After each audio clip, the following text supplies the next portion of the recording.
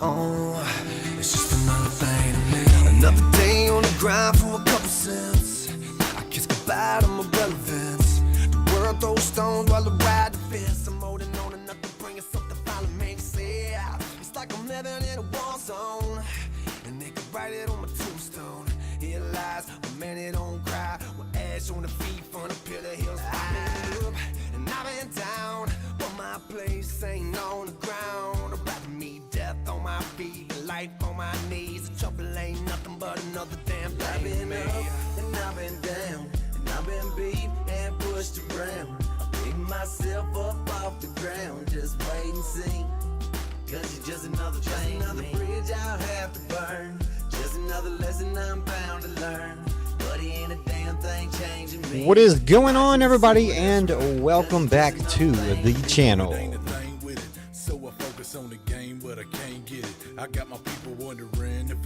I do appreciate each and every one of you guys showing up tonight. It is going to be an eventful evening, so make sure you smash the like button and subscribe to the channel if you are new.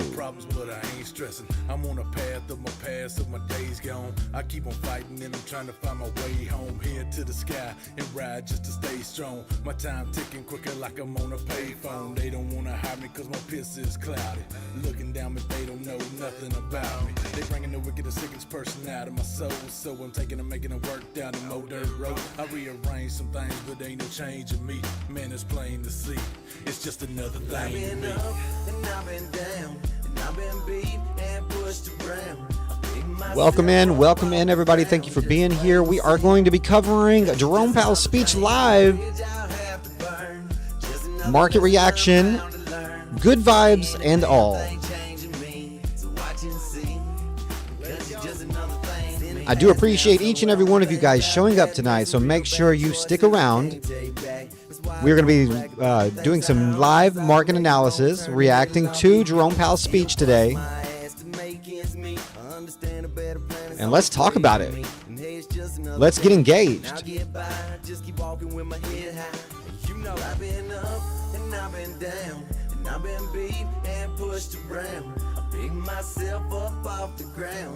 Smash that like button on the way in, and I really appreciate it very much. What is going on, Stragahart, Jennerman? Pump it, let's go. That's a good question. Will Jerome Powell pump our bags or further dump the market tonight? Let me see you guys spam the chat before the stream begins.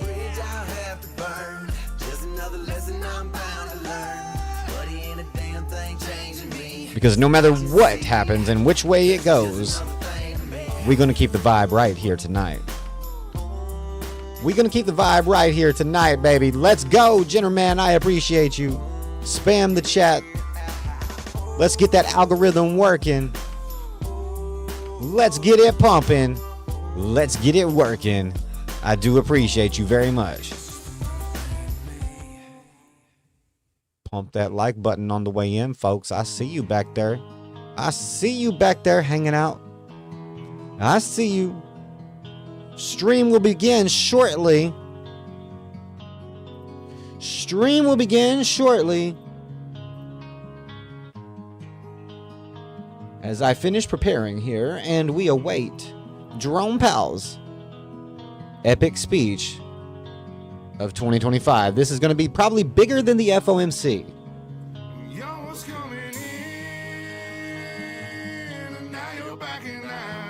Now, who's ready? Who's ready? If you're ready, smash that like button for me.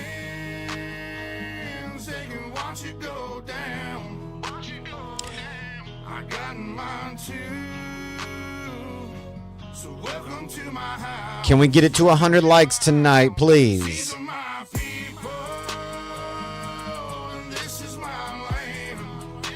Can we get it to 100? Can we run it up to 100? And don't forget to subscribe to the channel if you are new. And don't forget that, by the way. Subscribe now. Join our community. Because the algorithm has forgotten about us. and you want to know. You want to be with us because we keep the vibe right. So welcome to my house.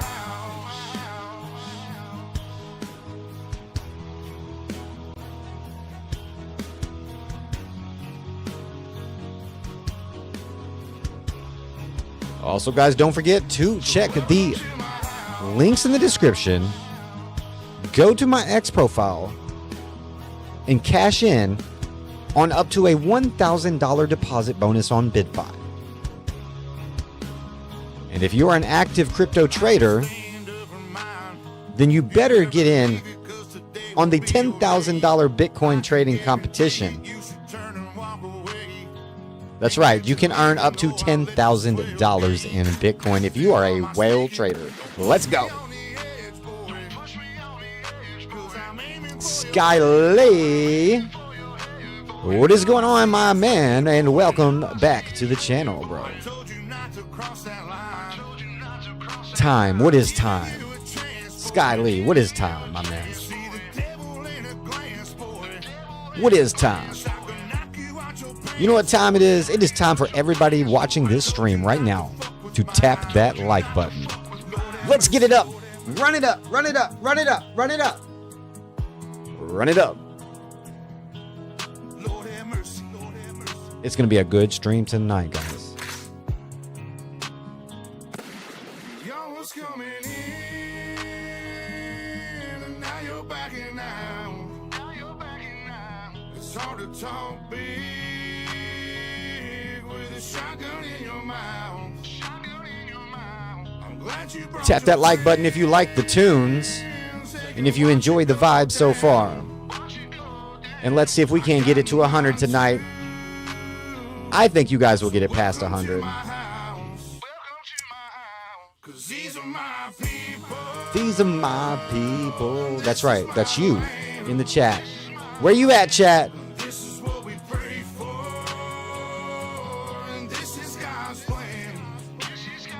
Are you ready? I need to see that chat running it up. Free permission, 100% free permission to spam the chat.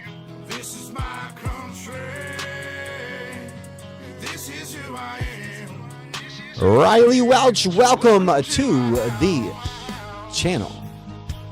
Thank you for joining the stream, Riley. Sincere 82, let's go. What is going on, Sincere 82 and Riley? Thank you guys for engaging in the chat. Because that is what it is all about. It is about community. It is about growth. It is about change. And we are trying to get to 100 likes this stream. Right now she's sound asleep, so it's probably best for the both of us if you just turn around and leave. Cause if you come in this fucking house, then you too gonna go to sleep. I promise you, boy. I know how you're feeling right now. I feel it too.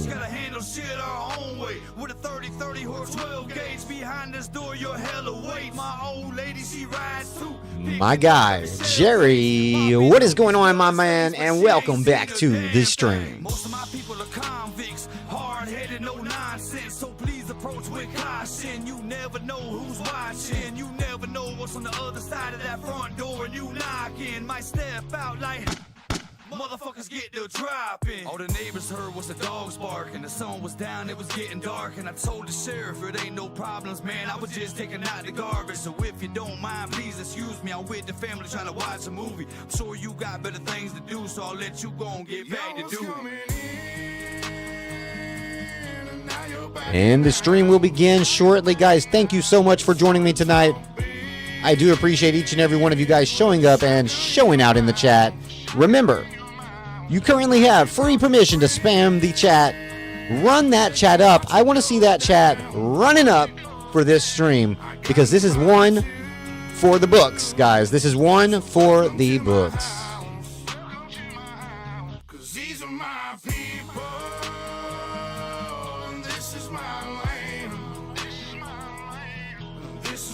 And we are going to be running these charts up tonight, so I hope that you are ready for this. Smash that like button. We are trying to run it up to 100 tonight. I might want to turn it around.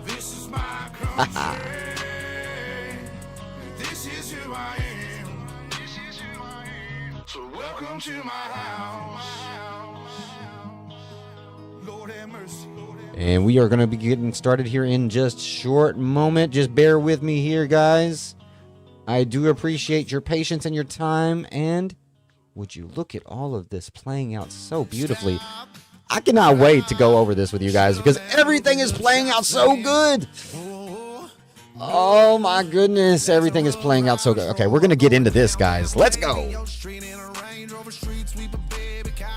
I need to see the chat rolling, baby. Roll that chat for me.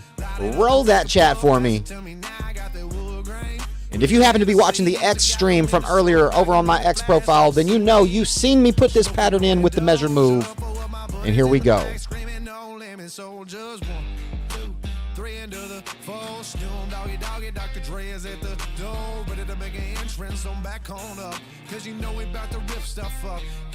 Everybody viewing the stream right now, spam the chat.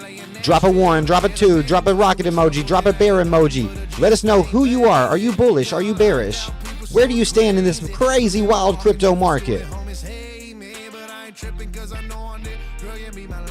What is going on? Will Steps is in the building. Thank you for joining the stream.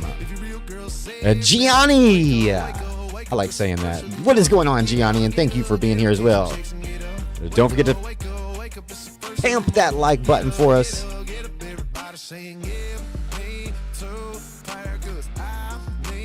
Run it up, run it up, run it up.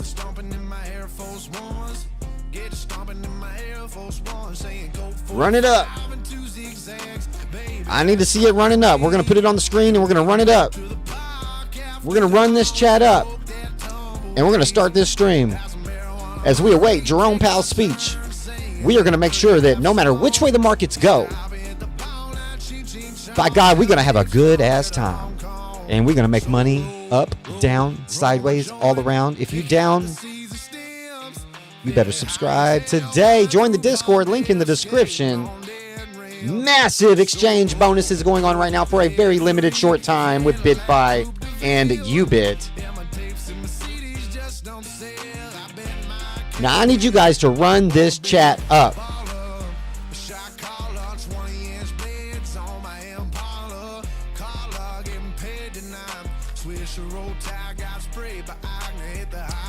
Run it up. Are you going to put the live here? Gianni, yes. Yes, the live stream will start here. We will commence. But first, I need a little help from you guys. I need some help from you guys to get this stream started. We need good energy in this space. We need good energy in this market. It is too full of negativity, FUD, doubt, fear, nasty, nasty emotions and energy. It's time to fix that.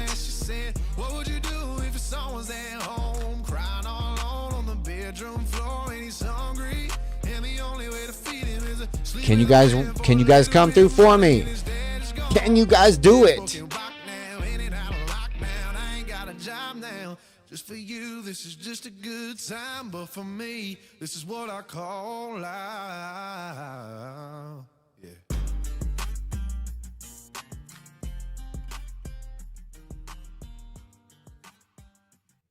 Let's go.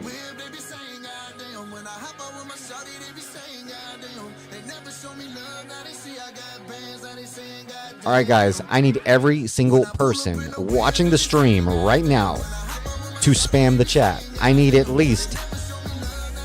to see this chat rolling. I want to see it rolling, baby. Let's see how we can pump this algorithm and kickstart this live stream.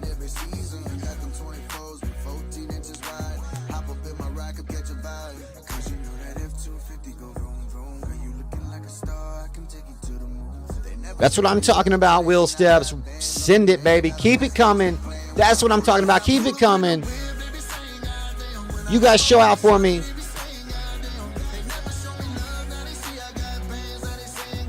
Free permission to spam the chat.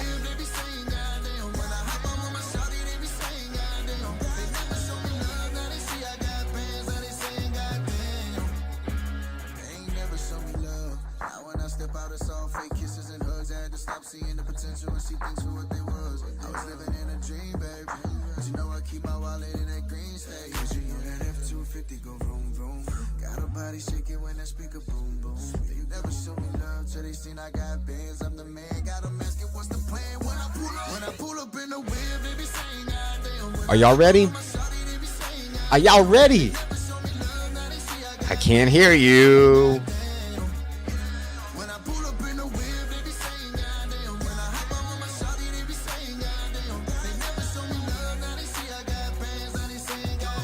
Coder, welcome to the stream, and thank you for commenting as well. I'm trying to see you guys run that chat. Jerome Powell's speech is coming. The market is preparing, as you can already tell. Leading into Jerome Powell's speech tonight, the market is ready. Man, I appreciate y'all. Y'all really did it. Y'all put in some work. I mean, really. Y'all put in some work, and I appreciate you guys very much. Now, if we can get these likes up to 100 tonight, we're going to have a big night. We need Powell to send it for a change. That's right. Will the money printer begin? Are y'all ready? Are y'all ready? Where my degenerates at? Where my degenerates at in the chat? And by the way, guys, I know y'all didn't forget to answer the poll in the chat. Let's rock. Okay, we're gonna put the big trucks away. Get out to 64 photo and play. It's got 4 switches on the dash. We can make it ride on 3 wheels if you ask, but don't pass. We like to lead the way as we cruise about 95 down on the interstate. We may swerve in and out of the lanes. Candy paint fresh so it's leaving stains. Top down with my hair blowing in the wind. Taking pics with my phone and I press send. Showing all the rednecks back in GA. Even stopped and fished on the Rio Grande. Sitting at the border trying to get through. Thinking about the things that we're gonna do. Yes, we finally get in. A couple Georgia boys by to make some friends. Well, we take a little trip down to Mexico in the 64 photo, don't you know? 100 spoke premise, man, that's for sure. We got the big subs standing going down the road. But we take a little trip down to Mexico in the 64 photo, don't you know? 100 spoke premise, man, that's for sure. We got the big subs standing going down the road. Destination reach, so we hop about the car. First we head to the room, before we head to the bar. You know us country boys, yeah, we had to switch it up. From our dirty holy jeans to a pair of swimming trunks. Redneck white feet chilling in the sand. Relax, get drunk, that's my whole plan. No boots on, no longer a working man. Yeah, no t-shirt, I'm losing that farmer's tan. It's time to chill out, do the things I like to do. Yeah, hang with my crew, little spear fishing too. Yeah, some blue hole swimming, fine tan women. Sipping on tequila, yeah, it's got my head spinning. I'm winning, Carmen Charlie Sheen.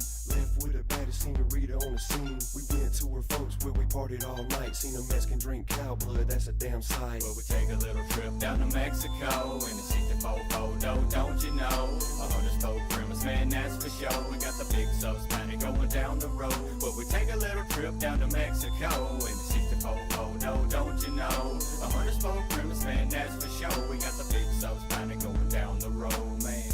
I think we're having too much fun. I got sunburned from too much sun. But I don't care, cause I got beer. And I'ma keep on drinking till I can't see clear. The water's so blue and the sand is white. These Bud Lights got your boy feeling alright. Turn my phone off, now it's time to chill. See the sunset on the coast, man, that's real. Hell yeah, I'm thinking how I don't wanna leave. Can't think of any place I'd rather be. But I got a life to get back to. I'm a Georgia boy, through and through. So it's time to head back and get on home. Grab me a snack, turn on the phone. And now I got a story to tell about the time when we took a little trip down to Mexico in the 64 photo, don't you know? 100 spoke premise, man, that's for sure. We got the big subs planning going down the road. But we take a little trip down to Mexico in the 64 photo, don't you know? 100 spoke premise, man, that's for sure. We got the big subs planning going down the road. Down to Mexico, we rollin', in that 6-4 photo and going. I don't really know what we're doing, but these rednecks are sure gon' ride. Down to Mexico, we rollin', in that 6-4 photo and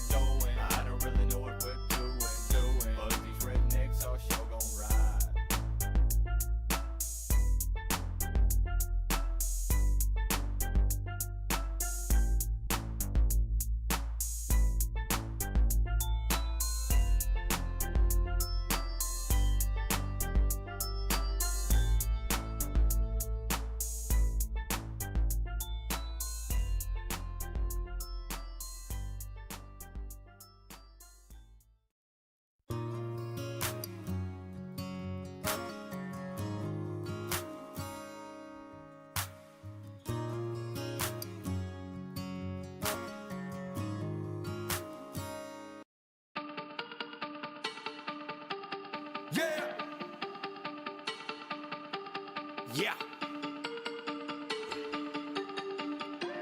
Church.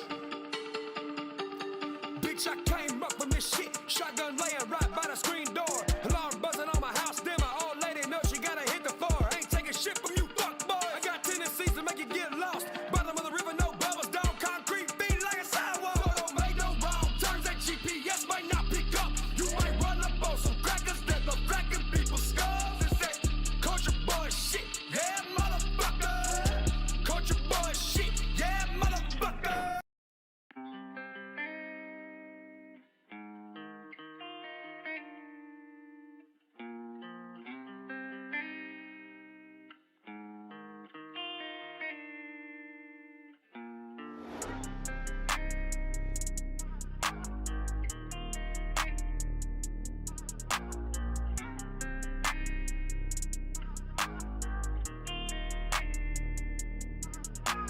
Hop up in the ride with the beers on chill.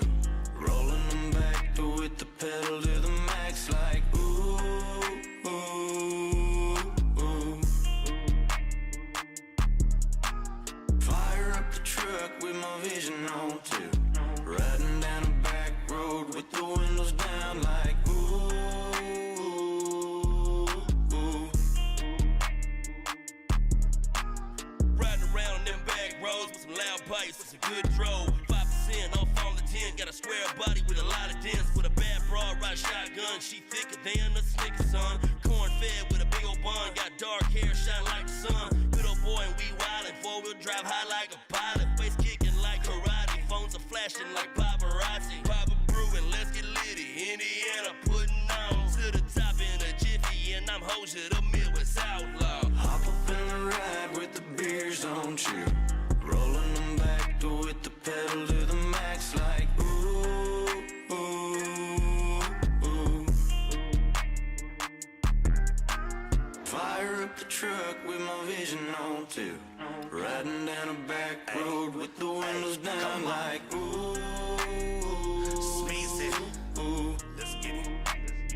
You know that I be smoking on that ooh ooh. Stank loud as doo-doo. Shawty riding shotty with a shotty acting cuckoo. Icebox full of new. Swisher big as Shamu. You know I'm the man in here. My flow be slicker than shampoo. Riding high, laying low. Blowing down these back roads. In the sticks of Tennessee. Kinfolk you already know. I'm the boss, I got the sauce. State to state, we send them off. California, Colorado, back to the farm. I'm here, Ross. Hustling. From the barnyard to the truck bed. We duffling. Packs a top shelf to the Midwest. There's nothing to dump on them. And fill them up with that hot lead. So pull on up if you want something. Hold your hey, that's enough said. Hop up in the ride with the beers on chill. Rolling them back to with the pedal. All right. What is Bitcoin going to do here? Are you guys ready? I think you guys have done wonderful, and I do appreciate you. Thank you guys very much. Let's get it started.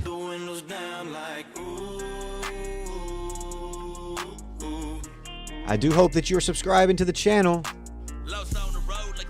Don't miss out on one of the best crypto communities on YouTube.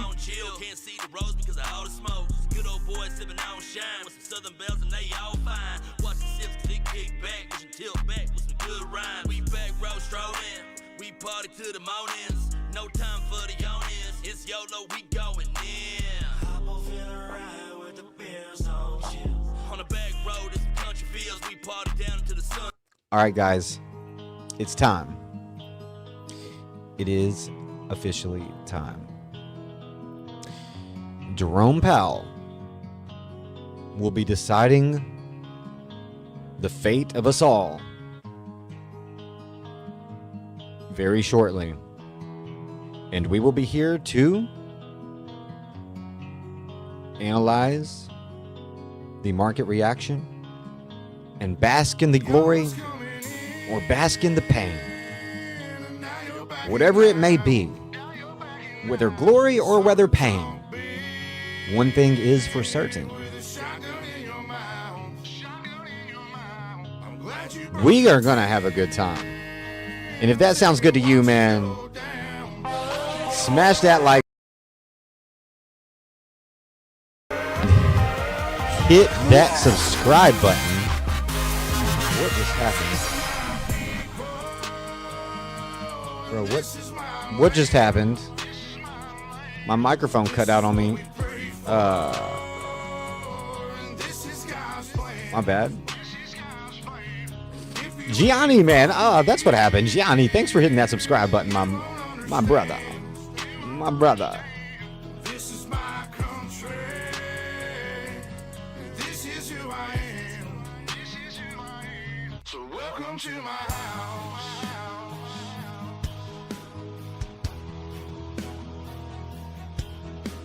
And I appreciate each and every one of you smashing that like button. So far, we've already gotten up to 17 likes, and we haven't even started the stream yet. And our goal is only 100, so we're going to blow that goal out of the water.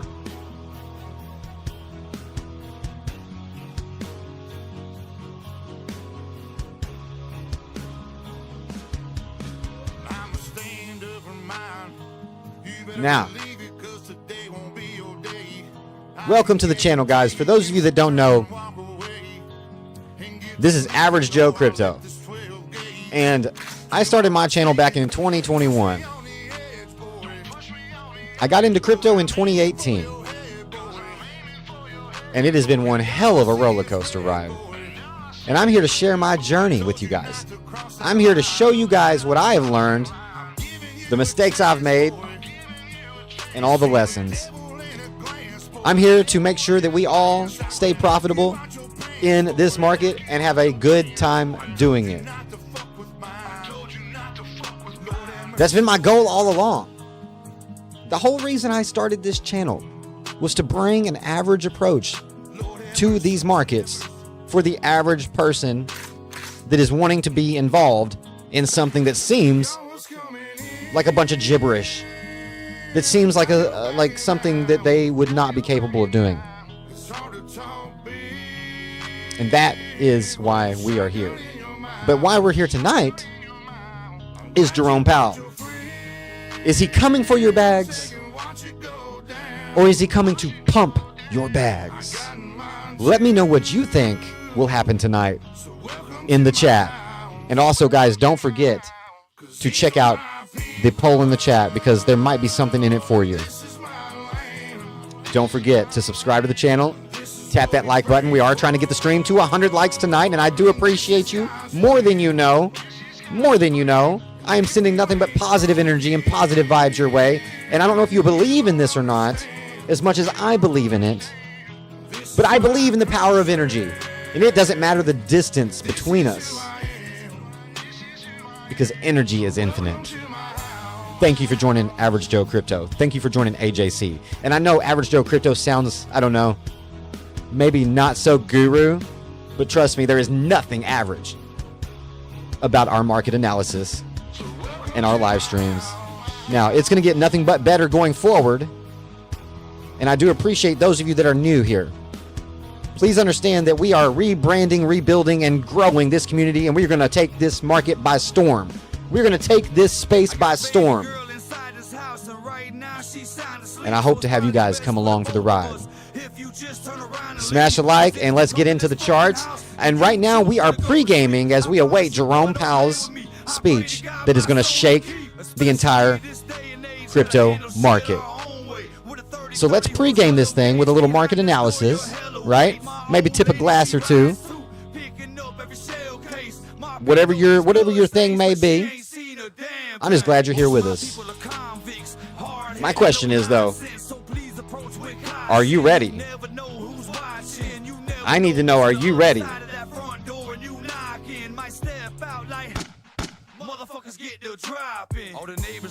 Now, how can you let me know if you're ready or not? There's a few ways. There's a few ways you can let me know if you're ready or not.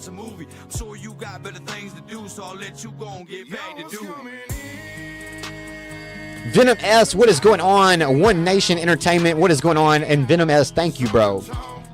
I've been buying a shit out of crypto. This is where millionaires are made. Venom S knows what the deal is. Gianni, new subscriber, thank you so much. And Gianni is ready.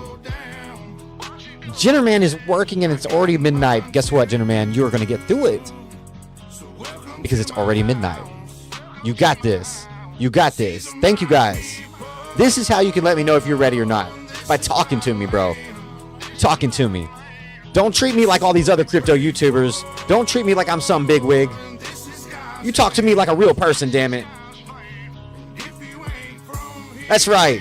I like to interact with my peoples. That's what I'm talking about. Oh no, Streamlabs, it's okay, bro. It's okay. Jennerman didn't mean it. It's okay. That's what I'm talking about. One Nation Entertainment, thank you for joining us. Will Steps, thank you for joining us. Also, Bad Dad Gaming. Bad Dad Gaming. Strega Heart says Joe is AI. I don't think I could be this. This could not be AI. This could not be AI. Right? It can't be AI. Or could it?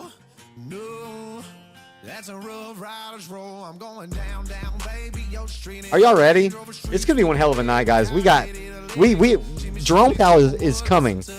He's coming, and it's gonna be interesting, guys. It's coming. Are y'all ready? Woo! It's gonna be a good night. We're gonna see some volatility. Look at the price right now. The price is doing nothing right now, but just wait. Just wait. Just wait. Pump that like button up, man. We're gonna take care of you here. Now, this is my jam, by the way. All right, guys, subscribe, like, all that good jazz. Let's get into it. Woo!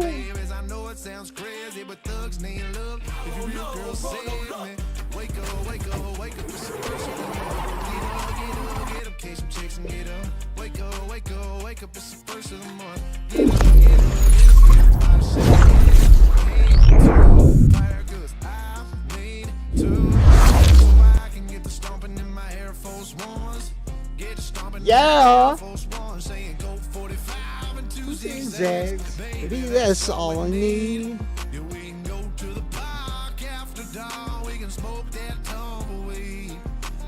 Welcome to the channel, guys. Welcome to the best stream in crypto. Welcome to the best, most lit, most vibing crypto live stream that you've ever heard of and ever seen and ever witnessed. Now, let me whoa. Let me move my chat around here. I'm gonna move you guys out of the way for a sec, and we're gonna take a look at what's going on with the market. If the music's too loud, I can turn it down, but I kind of like the vibe. You guys let me know. You guys are driving this stream, baby. You guys are driving this stream. I do appreciate you. I do appreciate you. As always, disclaimer, not financial advice. Nothing here is financial advice or ever will be financial advice. Please invest, trade, hodl at your own risk. I am not a financial advisor. And if your financial advisor looked like me, though, I probably would trust him. I'm just saying.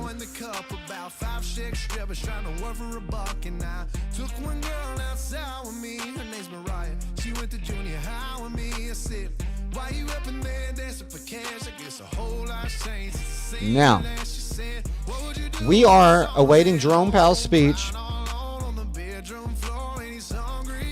And we are going to go ahead. I'm going to turn the music down just a little bit, guys. Thank you for the likes, by the way.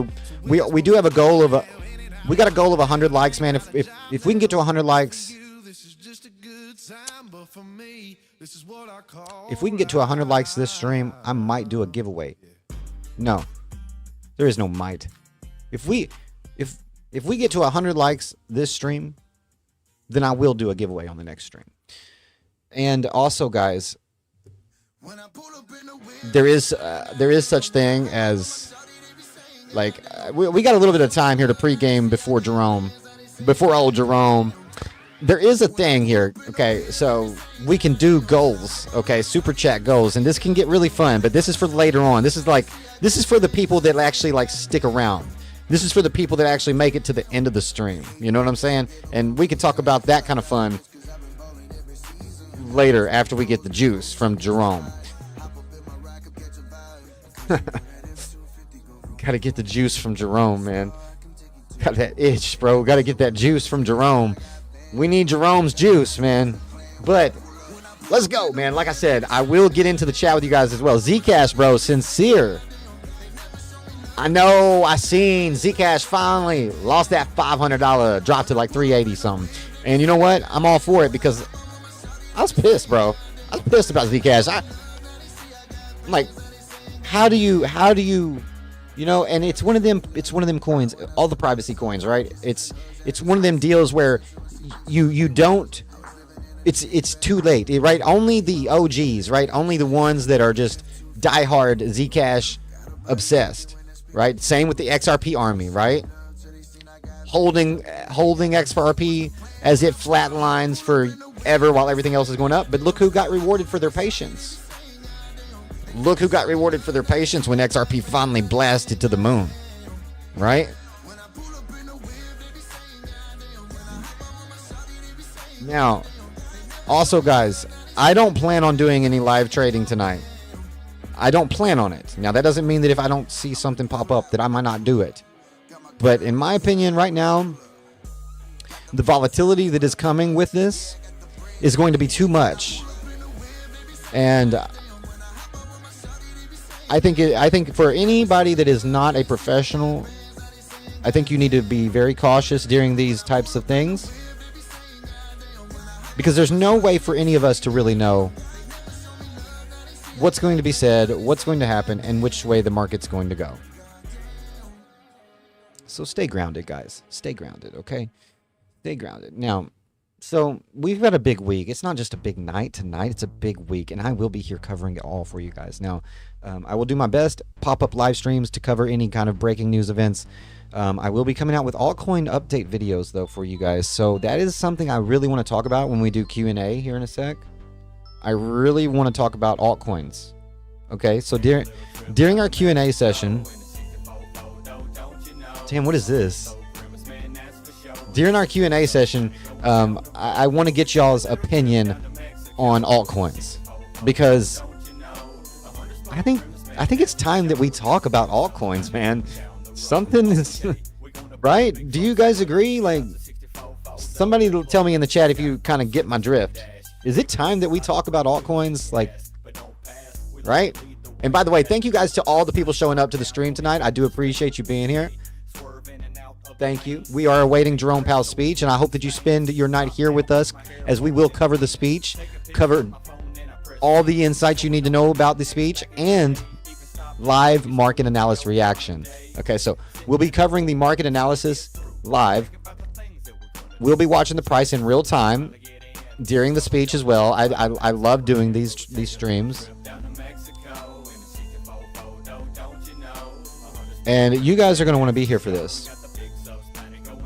Because honestly, this is probably going to be the only crypto live stream where you're going to get this kind of juice, this kind of alpha. This is going to be the only crypto live stream where you get this kind of alpha with this kind of vibe. Am I wrong?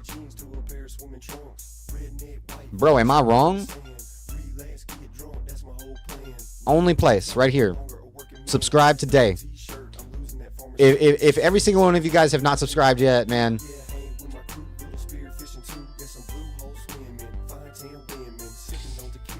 And again, it is going to be a very big week.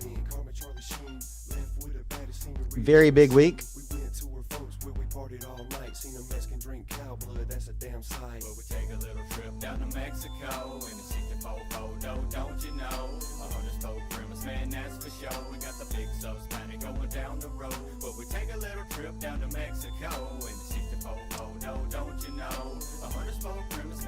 All right, guys, what Powell says tonight actually means. Okay? This is something we need to talk about. This is something we need to talk about.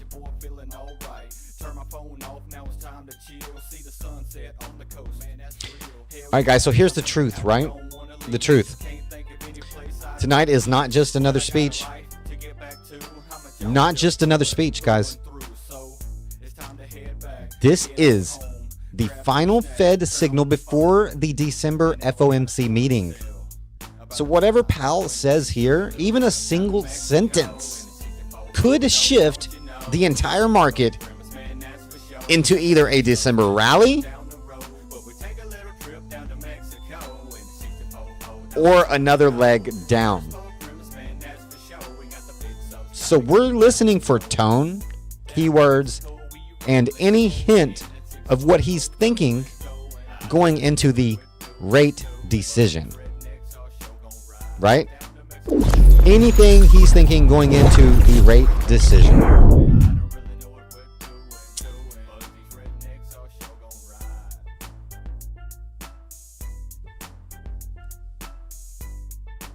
Are we expecting rate cuts?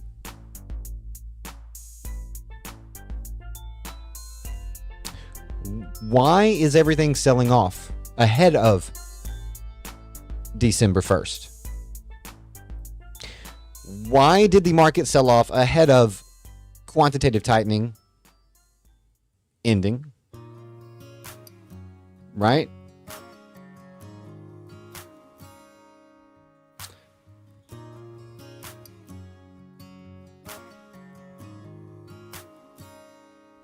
All my rowdy country friends around here, we like to meet at the holler, build a fire, drink a beer. We slip out to the field, climb a tree, shoot a deer. I reminisce about these days, man, I get a chill. We keep our trucks lifted up so high, we gotta lock them down in a four-wheel drive. Sideways in a mud hole, that's just how it goes. So, the market crash context, right? So ETH is at 2,700, 2,800, and Bitcoin dropped to what, 83, pretty low there, around $80,000.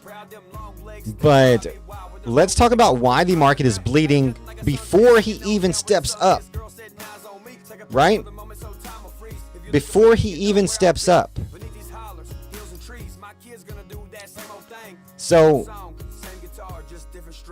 All my rowdy country friends around here, we like to meet at the holler, build a fire, drink a beer. We slip out to the field, climb a tree, shoot a deer. I reminisce about these days, man, I get a chill. We keep our trucks lifted up so high, we gotta lock them down in a four-wheel drive. Sideways in a mud hole, that's just how I apologize, I had to rearrange a tab there. Y'all know how it is. Again, let's talk about why the market is bleeding before Jerome Powell even steps up to the plate, which is coming very soon, guys. Jerome Powell's speech is coming up very soon, and it will begin very shortly. So do not go anywhere, guys. I'm going to jump into the chat with you guys as well as we pregame this speech. But Sonic Blue, what's going on? Welcome to the stream. All you guys that I missed, don't worry. I'm going to bounce back to you guys, man. I really do appreciate you. T, what's going on? Michael, what's going on? Thank you guys for showing up to the stream. And guys, again,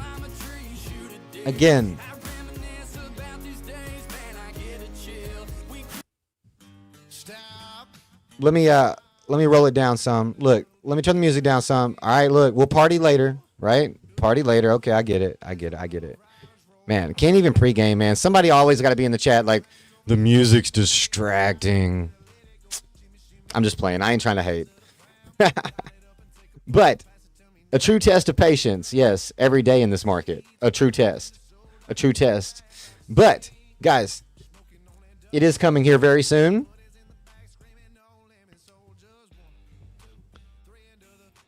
Very soon as we pregame. But as I was mentioning, market has already reacted before Jerome Powell's speech, right? So December 1st was a bloodbath. December 1st was a bloodbath. Okay? So traders hate uncertainty. And we got Bitcoin dumping. Stocks are red. Volatility spiking. Liquidity drying up. People want to hear Powell before they commit to any direction. This is classic pre-Fed fear. And it's why the candles are so violent tonight. And not to mention Wintermute, BlackRock, institutional money dumping on our asses. The one thing that we needed for mass adoption is also the one thing causing more market manipulation in Bitcoin. But that's okay. We had to have it. We had to have it. If you're here watching right now, drop a comment in the chat. Let me know, or let all of us know where you're viewing from. I want to know if you're from the US, are you from another, where are you viewing from, and what is your opinion on this market cycle? Because I've heard so many different things, and I myself am just out here like, I've been in many market cycles, and this one, I don't care what anybody says, is different, and I wouldn't be surprised if something extremely, extremely off the wall and unpredictable happens. Everyone on crypto Twitter predicting like they know exactly what's happening could be proven completely wrong. Number one key topic as we await Jerome Powell's speech tonight, inflation tone. Watch for his tone on inflation. One of the biggest things we're watching is his tone on inflation. If Powell says inflation is cooling, if he says it's cooling or moving in the right direction, that's dovish. Bullish for markets. If he says it's still too high or says they need to stay restrictive, that's hawkish, and that can trigger another sell-off. Another key topic, labor market. Remember, we had lots of data held back because of the government shutdown. But the most important topic of all, well, the two most important topics of all right now, rate cuts in December. This is the big one, right? Tonight is the last time Powell speaks before December 9th and 10th FOMC meeting. And if he signals that a rate cut is on the table, markets are going to rip. If he dodges it or pushes back, brace yourself, because crypto reacts instantly. And then, of course, quantitative tightening coming to an end. This is a sneaky one, but it's huge. The Fed shrinking its balance sheet is basically ending around, well, now. And when that ends, when QT ends, more liquidity stays in the system. Liquidity fuels Bitcoin, Ethereum, and altcoins. So if he touches on QT tonight, that's major macro signal. Watch for it in the charts, and we will be watching for it in the charts as well. Now, financial stability, market stress is another big topic. And more importantly, though, the Fed's strategy going into 2026 is going to be the one.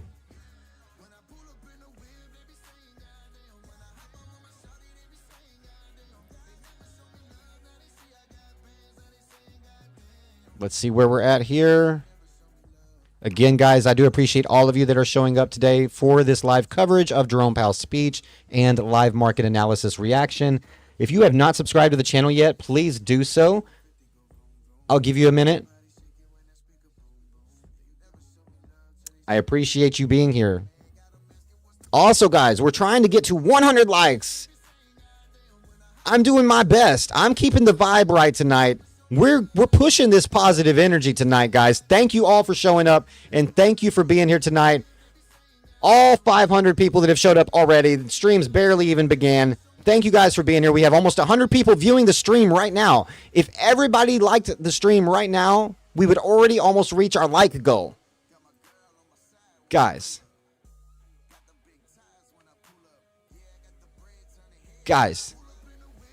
y'all are boss level right here. You can do this. You can do this. I got the faith. I got the faith. We can hit 100 likes tonight. I got the faith, man.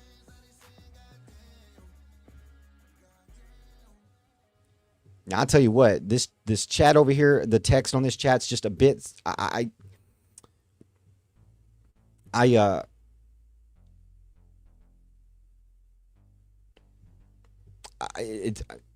trying to get through to you guys, man. Okay. Jerome Powell coming in. Oh my goodness. ETA. What's the ETA, guys? Where are my mods? Bro, where the hell are my mods at? What's up, Hash Crew 93? What is going on, bro? Welcome to the stream and the channel. I do appreciate you. I hope you're subscribed, man. I hope you're subscribed, man. Bro, you want the link, bro? Why would you want the link to the speech when you can literally tune in live here to the speech and watch live TA with the speech? Bro, we are here. We are here, bro. We are here. T, what's going on, man? And I do appreciate you as well. 907 Warrior, what's going on? Hanging Man on the monthly. Michael Student, what's going on? Thank you for being here as well. Pedro, what is going on? Let's go. I appreciate you liking the stream. Let's get it to 100 likes tonight. Lap Dancer, what is good? And welcome to the stream. By the way, guys, real quick question, because this is a very good poll for the chat. Very good poll for the chat right now. Just a little statistical poll real quick. Are you male or female? And I want to know because I feel like there's more females in crypto these days than like 3 years ago. I guess you could drop an M for male, F for female. Let's do a little quick poll here. Are we having a sausage fest right now, guys? Are we having a sausage fest? Where's the bro?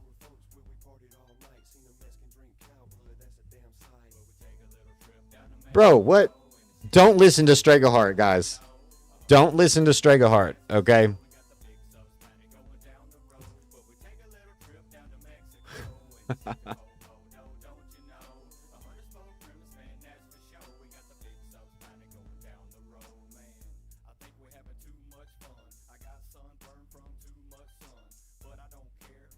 Okay. Okay, Jerome Powell. Powell speech coming up.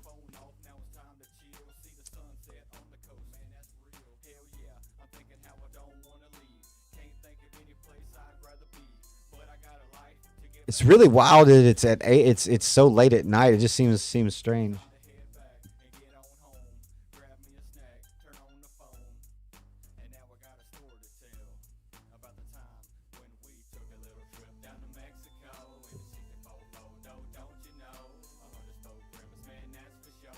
K-Time, what's going on? Coders for real, what's going on? Robert Investments, what's going on? Thank you guys. Hey, let me see you guys run the chat up. Run the chat real quick. I tried earlier, and I mean, let's see who can outshine right now. All right, free permission from me right now to spam the chat. Spam in the chat. Spam alert. Spam in the chat. Free permission right now. Let's see if we can get this chat rolling. Like, I want to see it moving. Can we get it moving? Can we get it moving? You can tell right now by the way the market is just stopped. It's almost like it is halted. Literally. We had a little move to the upside and then the market has halted here. Guys, let's run the chat up. Run it, run it, run it, run it, run it.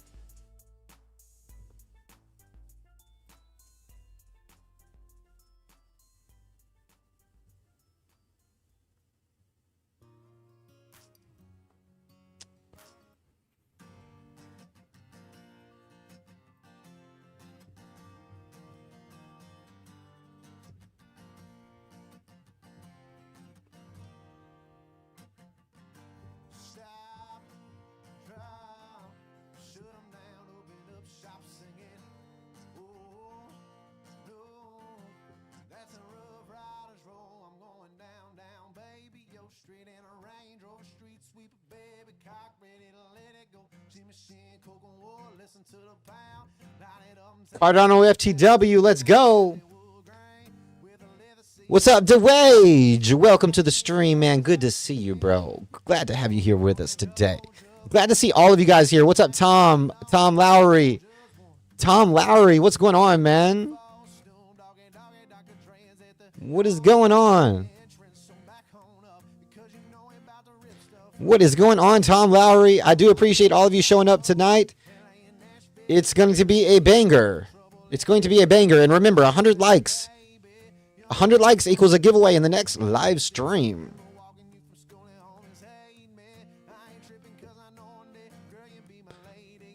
Tom Lowry. I don't know why, but you sound familiar. The name sounds familiar. Do I know you personally, Tom?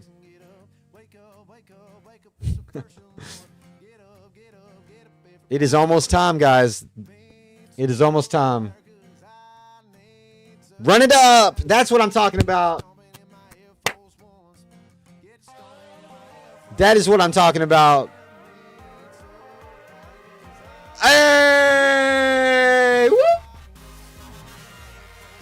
Woo! Who's going to be the next one to join the AJC squad, baby? Woo! Bro, make it happen, baby. Make it happen, baby. You already know what it is. And yes, that's my face. Woo! I've been in crypto so long, man. I've totally branded myself. I am a crypto now. Actually, we did do the whole creator token thing. Oh, I'm not ashamed either, by the way. And one day I'm going to completely tell my story about my whole creator token. Because guess what? I still have billions of AJC tokens on Solana waiting to be deployed. But I don't want to do it the wrong way. I don't want to be like another creator that pumps and dumps. You know, I'm not doing that. So I need help, and I'm going to wait. I'm holding these tokens and the funds available to launch this coin until I have some people that are willing to help me determine a way to launch it so that I can minimize my exposure to it so that it is truly a community coin. That is what I want.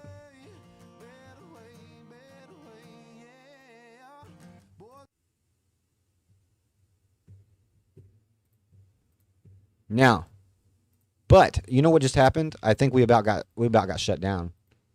I was playing some bad music there, guys. I should not have been playing that music, y'all. This is definitely real and not a bullshit live, bro. This is definitely real, guys. We are going to be watching Jerome Powell's speech. We're going to be covering it. We're going to be watching the market react live. I will give you guys my market analysis, and we just go about it differently, right? This is a completely unorthodox type of channel. It's not like your typical crypto channel, I understand. But I did get a warning for the music I was playing. What's up, Caucasian Jesus? You sound like Theo Vaughn, but smarter. Well, I will take that as a major compliment, my friend. And I don't know, man. Theo Vaughn is pretty damn smart, bro. Major marketer, okay? But yeah, so the music I was playing, obviously, even though it says it's creator approved, they must not have liked that. They really must not have liked that. Hold on one second, guys.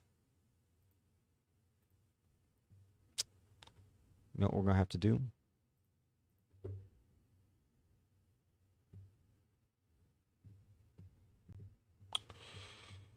Let's see.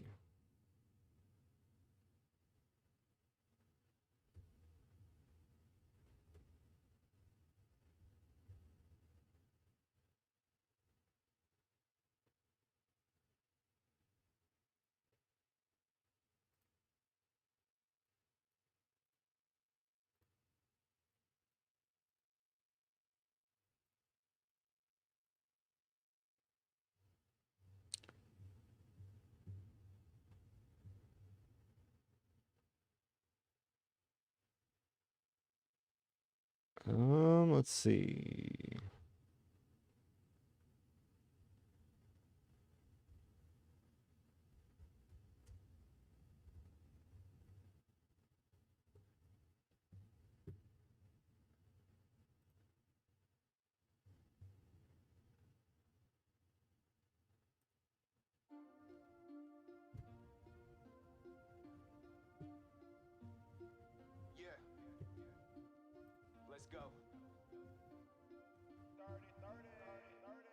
Off in the country, I was cleaning my pistol down on the state line where they You know what? So, Green Fingers is finally here, bro. I've been waiting for you all night, man. Jerome Powell is coming, man. He's coming for us. We're patiently pre-gaming this. Green Fingers, I know. I'm just playing with you, my man. I appreciate your support of the channel, bro. Rainbow Male Empress. What is going on? Venom S. Just smoke Fruity Pebbles strain. Okay.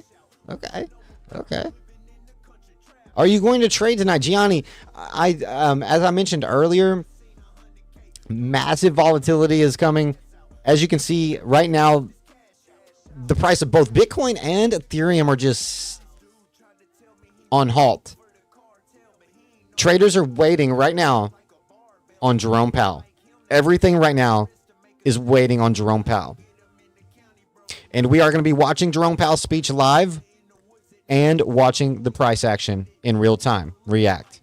Okay, we will be doing this, and if you are trading along with this, guys, please let us know in the chat. Let us know in the chat.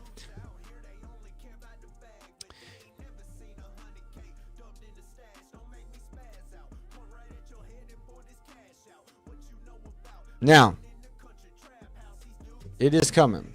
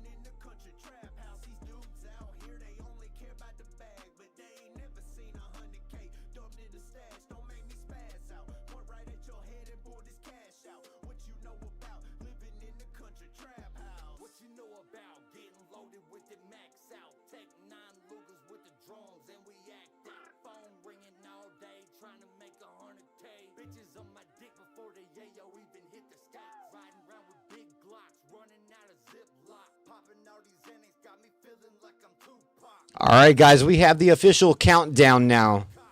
We are locked in and ready to go. Guys, if you're watching the stream right now, see, this is something I don't understand, man. If you appreciate someone that does content like this, and especially someone that's not a douchebag, like someone that's pretty chill and average, like a normal person, a normal human being, you know, why do you not tap the like button?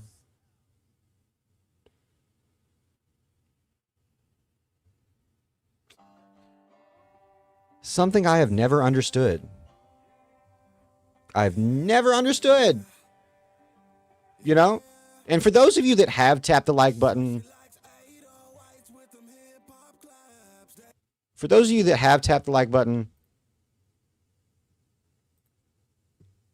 I truly do appreciate you. Oh my goodness, what does this say? We've detected audio in your stream belonging to someone else. Your stream may be terminated. Bro, then tell me why it's under creator music, bro. I know you guys don't know what I'm talking about, but YouTube, come on now. Come on now. Do better than this. Okay, that's it. It's time to put the news music on. Okay, as we await this, look, we got what? 18 minutes left, bro. Oh my gosh, it's getting real, folks. It is getting real, and I hope you guys are ready for this because we're going to be watching everything take place. I will give you guys my complete technical analysis breakdown of the price action as this unfolds. So do not go anywhere because you do not want to miss any of these price predictions coming up. And who knows? We might even get a trade in, but the volatility is likely going to be extreme. And also, guys, if you really want to take advantage right now, please follow me on X. Check the link on the pinned chat or in the description. Follow me on X. Check my pinned post on my X profile because it is limited time. Literally, December 8th and December 10th are the deadlines for some of these campaigns. And right now you can get up to a $1,000 deposit bonus on BidFi just for making a deposit. And then once you do that, you can enter the BidFi trading competition, use that bonus you just got, and trade to earn up to $10,000 worth of Bitcoin. Now, this is a limited time event, so you need to get in on it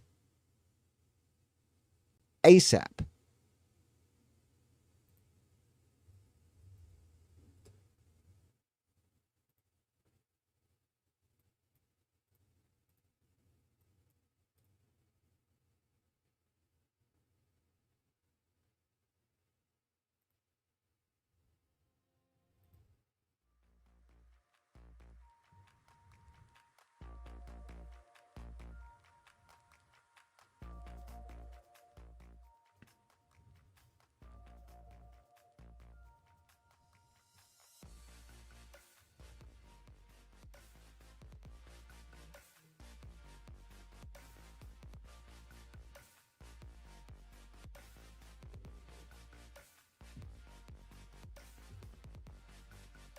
Now, I have ETH up over here, but I tell you what I will do. And I just want to point out this right here, guys. I don't know if anybody was watching my X live from earlier, but I was live on X for just a little bit earlier in the day today, and I went ahead and put this pattern in for Bitcoin on the short term, and boy, did we break out of that. What a nice reversal here. And you know what? Bitcoin is even on the 5-minute. I mean, it's almost like we're gearing up for some type of maybe a bullish move leading into Jerome Powell's speech, maybe a bullish move.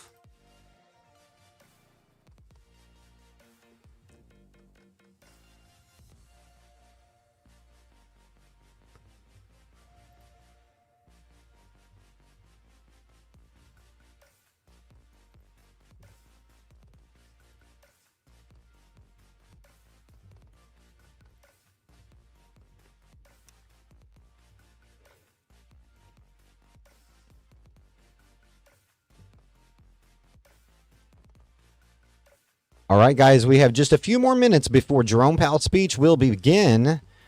Please do not go anywhere. I do appreciate your patience, and I appreciate you hanging out with us.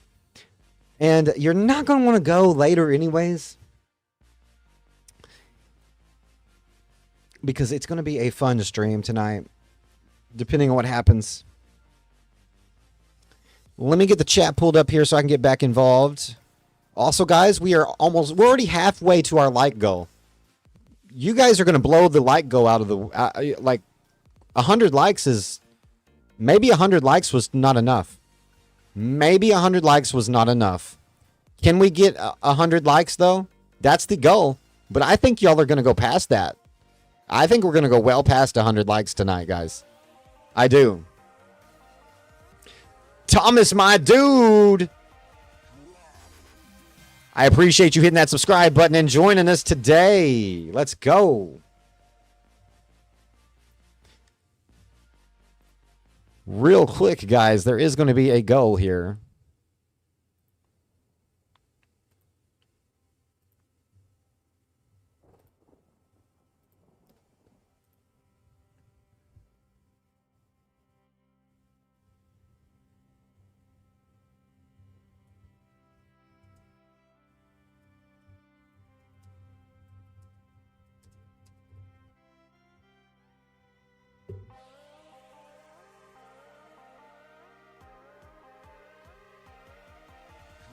Ronna George, let's go. And welcome to the crew. Thank you for joining us today. Much love to you. I do appreciate you very much. Are you guys ready for Mr. Jerome Powell?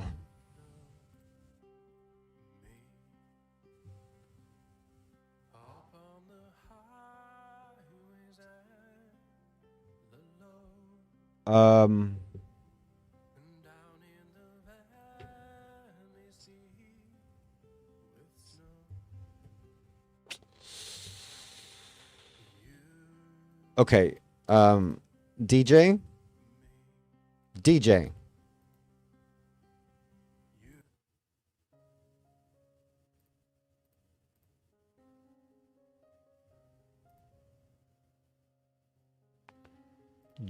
DJ, what are you doing, DJ? Oh no.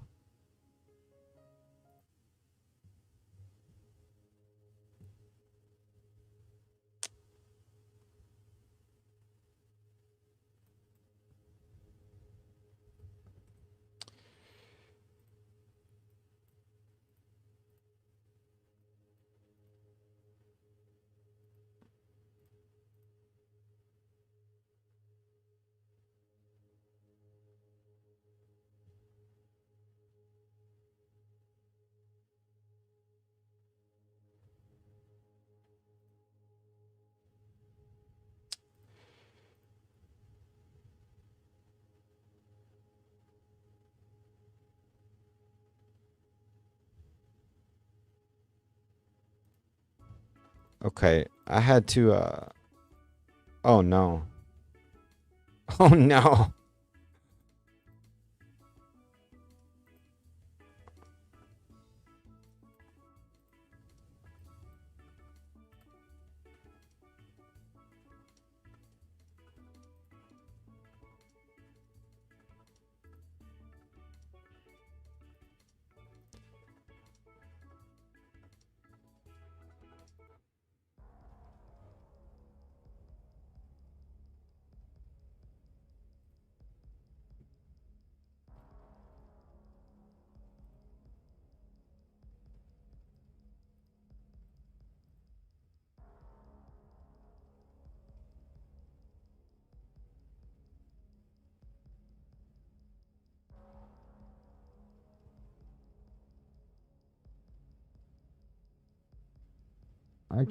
I can't find it, bro. Oh no, this is it. This is it. This is it. This is it. We're halfway to 100 likes, guys. Get us to 100 likes. Jerome Powell is coming here shortly. We are beginning very soon. The countdown is beginning. I did remove the countdown. I apologize.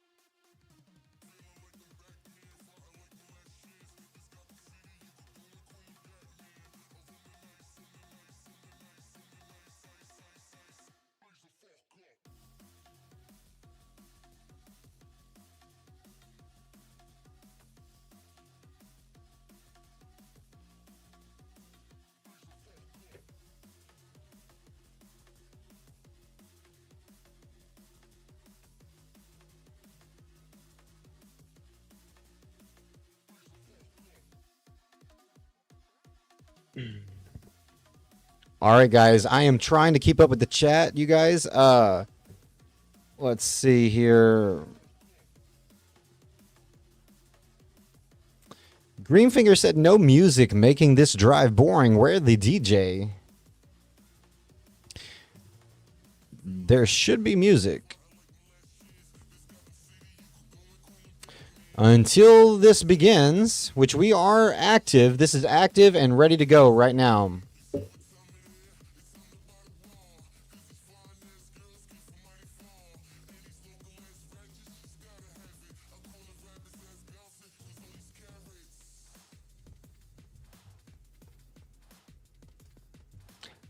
Guys, everybody that is joining the stream right now, if you could, please, I just want to test something for the algorithm. If everybody in the stream viewing right now taps the like button all at the same time, how many more people will YouTube push this stream to? We're a small community and a small channel, but let's see if you guys together can help us break this algorithm. And go.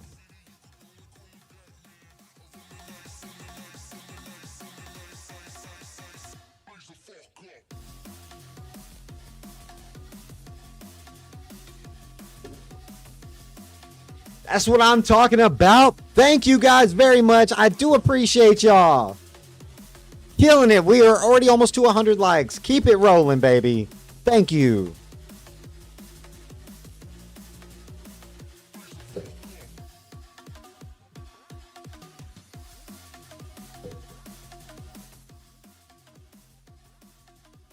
That's what I'm talking about.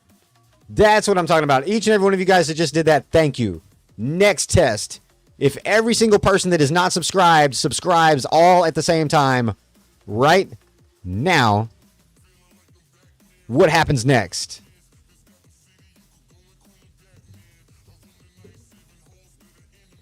Five minutes left, guys. 5 minutes left until Jerome Powell's speech is live. We have exactly 5 minutes left.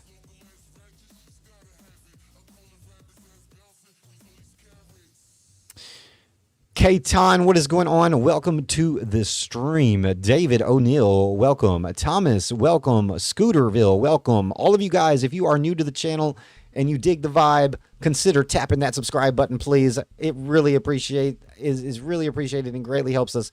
We are trying to grow and build here. And it has been tough as a small channel competing against the 1%. This channel, I consider us, we are the 99%. We are the majority. The silent no more majority. I want to know what your price predictions are for this speech from Jerome Powell. What are your projections here? Is he hawkish? Is he dovish? And of course, we have 124 votes on the poll in the chat right now. And I do hope that each and every one of you guys take full advantage of these deposit bonuses. Because again, it's literally risk-free. You sign up using my link, you make your deposit, you get your bonus, you trade, you win. Well, I mean, you could lose your trade. But not if you're a good trader, as I expect you are. And if you are not, you will be soon.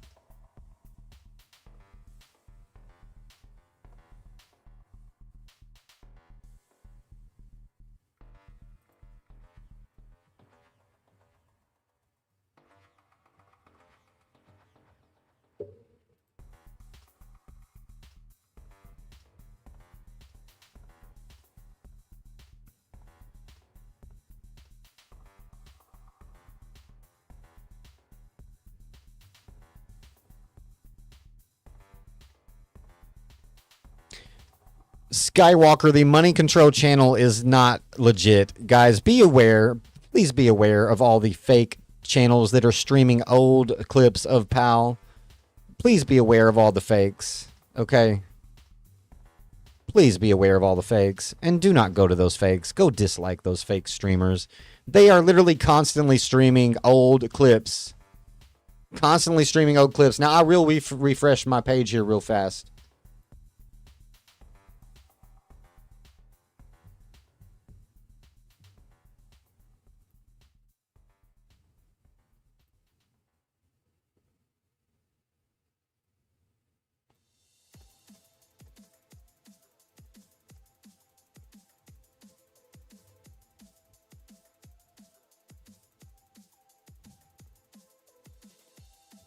Refresh.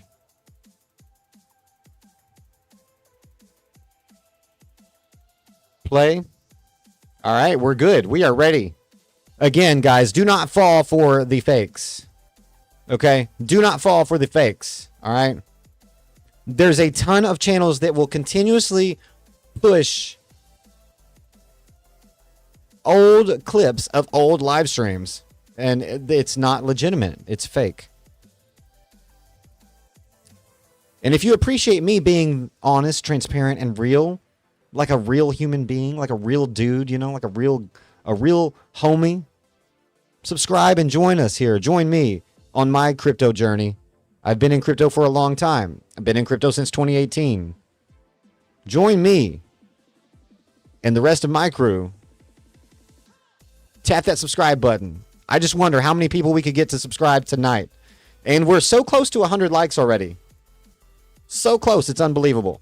I just know that you guys can break the algorithm for us tonight and help us grow this small channel and help us grow this small community. As I said before, we are going to be taking the crypto YouTube space by storm.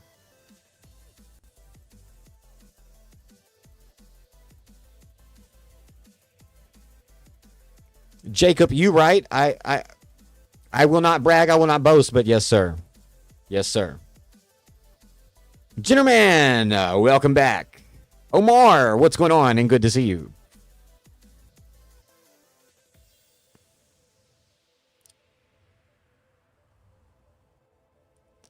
Skywalker, I appreciate you joining the crew.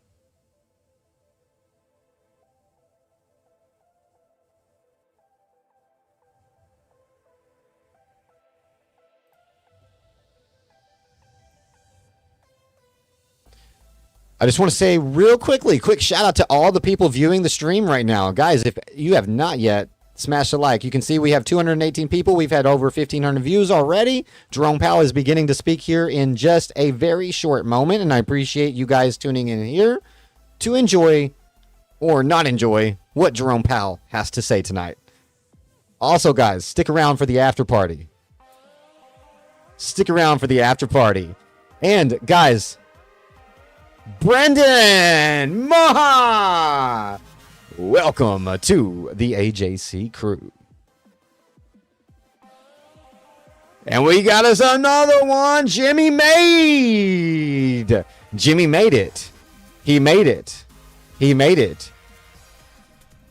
Jimmy, I appreciate you subscribing and joining us today. Thank you. And that is what I am talking about. Guys, stick around for the after party. You don't want to miss it. You 100% do not want to miss the after party. Okay. By the way, guys, we have just what? 1 minute. 1 minute. 1 minute. Okay, listen. While Jerome Powell is speaking, I need you guys to do this for me. Okay? Can you guys do this for me while Jerome Powell is speaking? Can you make this a reality? Click on this up here. Can you click on this right up here? The little target. We need 20 light blue super chats or higher, but light blue is the lowest. 20 super chats within the next 2 hours and 45 minutes. And you can click there and see what the reward is. Let's see if we can make this happen tonight. Also, guys, don't forget, you can also join the channel as a channel member and get extra perks as well, including joining me live. All right, here we go, guys. And let's get ready to begin.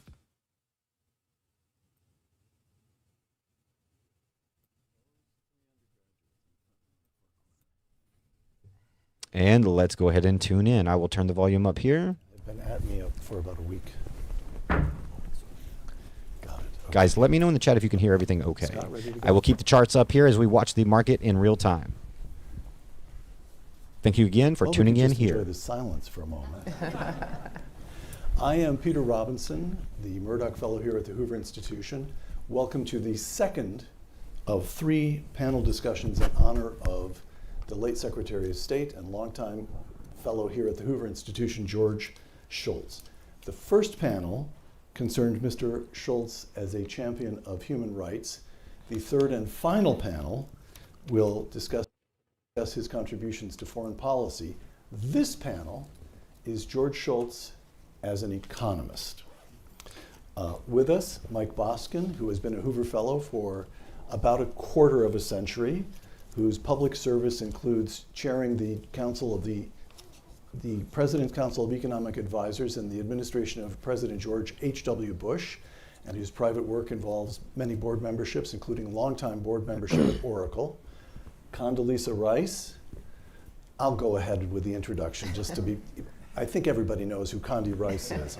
Public service includes National Security Advisor and Secretary of State in the administration of President George W. Bush. Private service includes Provost of Stanford University and Director of the Hoover Institution. Which brings us to the man who wins the award for the most distance traveled to join us here this evening. Jerome Powell earned his undergraduate degree from Princeton and his law degree from Georgetown. I should mention that at Princeton, he was a member of the same eating club as George Shultz and first became aware of the presence and career of George Shultz by having lunch under George Shultz's picture, correct? Something like that. Something like that. All right. Jerome Powell's government service includes service at the Treasury Department during the presidency of George H.W. Bush, his work in the private sector as a partner at the Carlyle Group. Since 2018, Jay Powell has served as chairman of the Federal Reserve Board of Governors. Chairman Powell will begin this evening with some brief opening remarks. Jay? Thank you, Peter. Thank you, Condi. Thank you, Michael. And thanks to everyone for being here.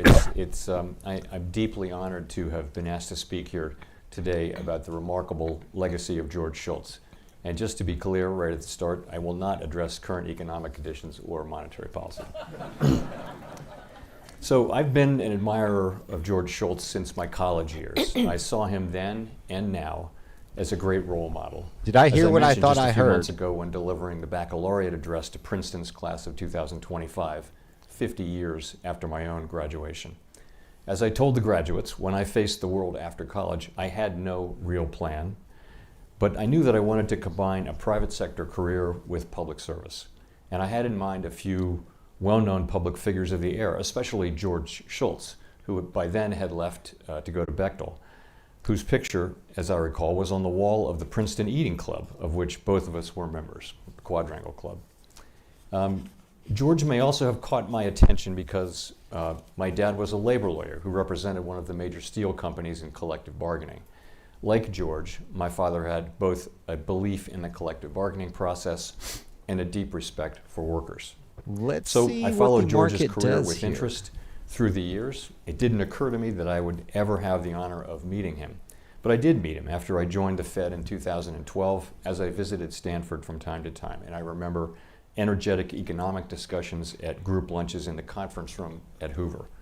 George was also kind enough to host John Taylor, Michael, and me for a chilly round of golf on a rainy March day.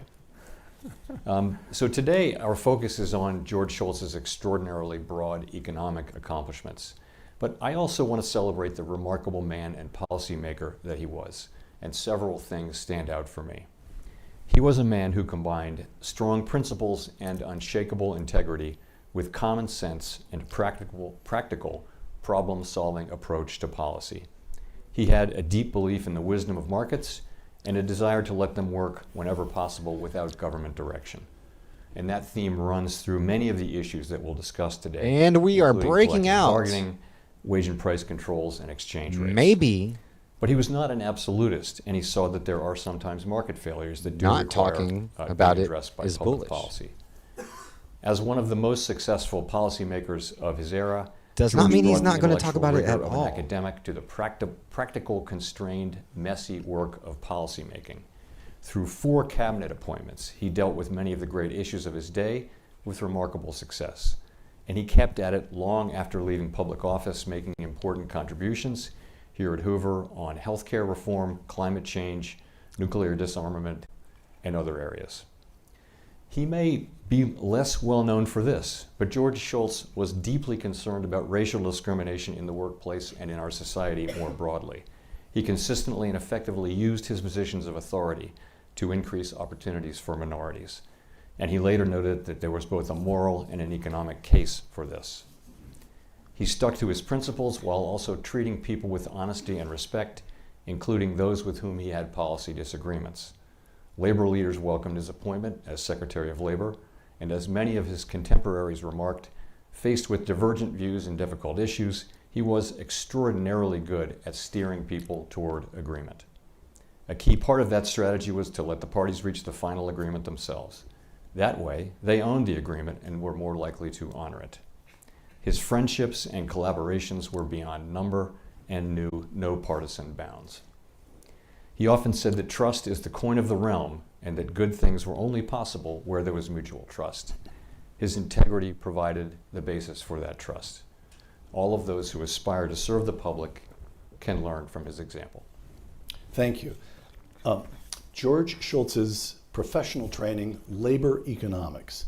Mr. Schultz earned his doctorate from MIT in 1949, taught at MIT for 9 years, then moved to the University of Chicago where he served for 11 years, 6 years as Dean of the Business School. Jay, labor economics, the importance of labor in the last century. Help us reconstruct that intellectual world. So it was such a different world. Private sector unionization today in the United States is under 6%. In those days, it was around 30%. And collective bargaining for the major manufacturing unions in steel and autos and things like that, that was front page news everywhere.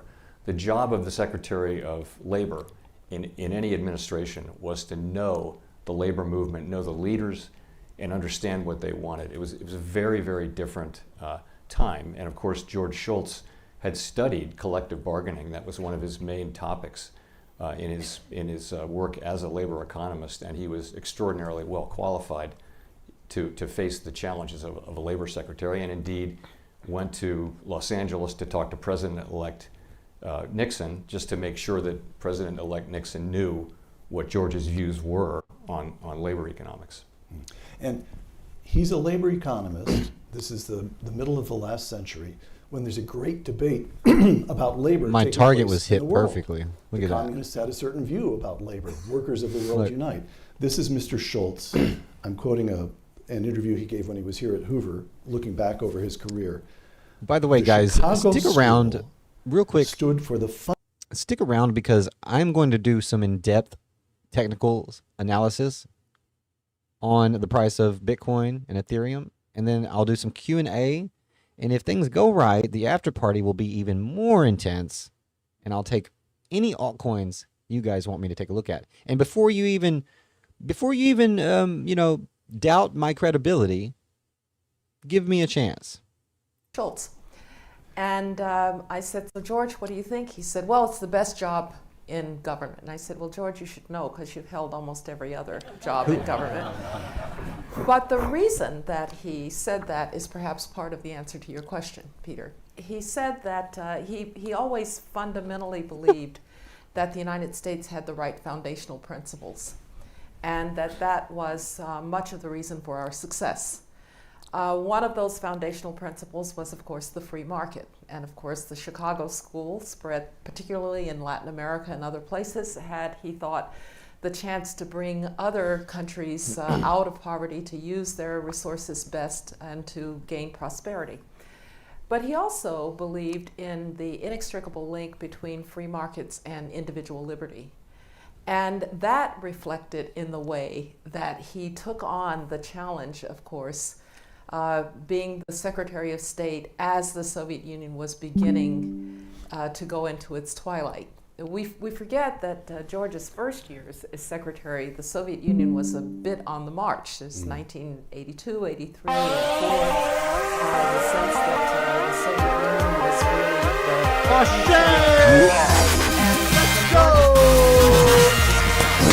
And this is something that he shared, of course, Welcome with to the Ronald crew, Reagan. bro.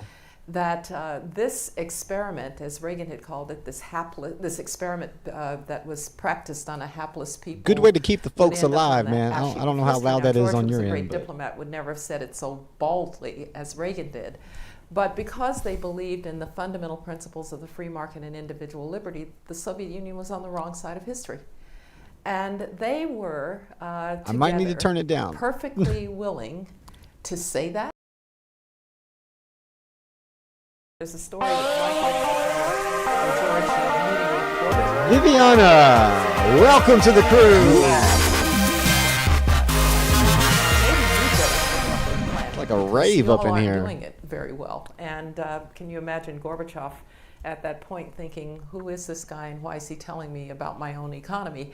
But because he had been a great economist, because he'd been Secretary of the Treasury, I think George was able to bring this knowledge of how the free market worked, along with his belief in the free market and his belief in individual liberty, to really challenge many of the assumptions about the strength of the Soviet Union at that particular point in time, and then to be there, of course, for the beginning of the end. Mike, a question for you on the longshoreman strike. Let me set it up. The Nixon years, just after George becomes Secretary of Labor under President Nixon in January '69, he finds himself confronted with the longshoreman strike. He's under intense pressure for the government to intervene, but he insists on keeping the federal government out of it, forcing the longshoremen and management to the bargaining table on their own. Instead of damaging the entire economy, the strike settles just a month after George Shultz takes office. Why was that such an important episode? First of all, it set a really important example. Number one, that government intervention sometimes can be an obstacle rather than a provider of successful outcomes.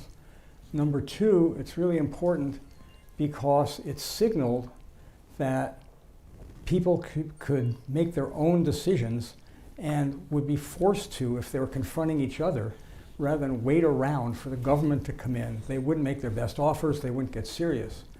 This became very clear to me. I was a beneficiary of George's advice and friendship, and we did a lot of things together over the years.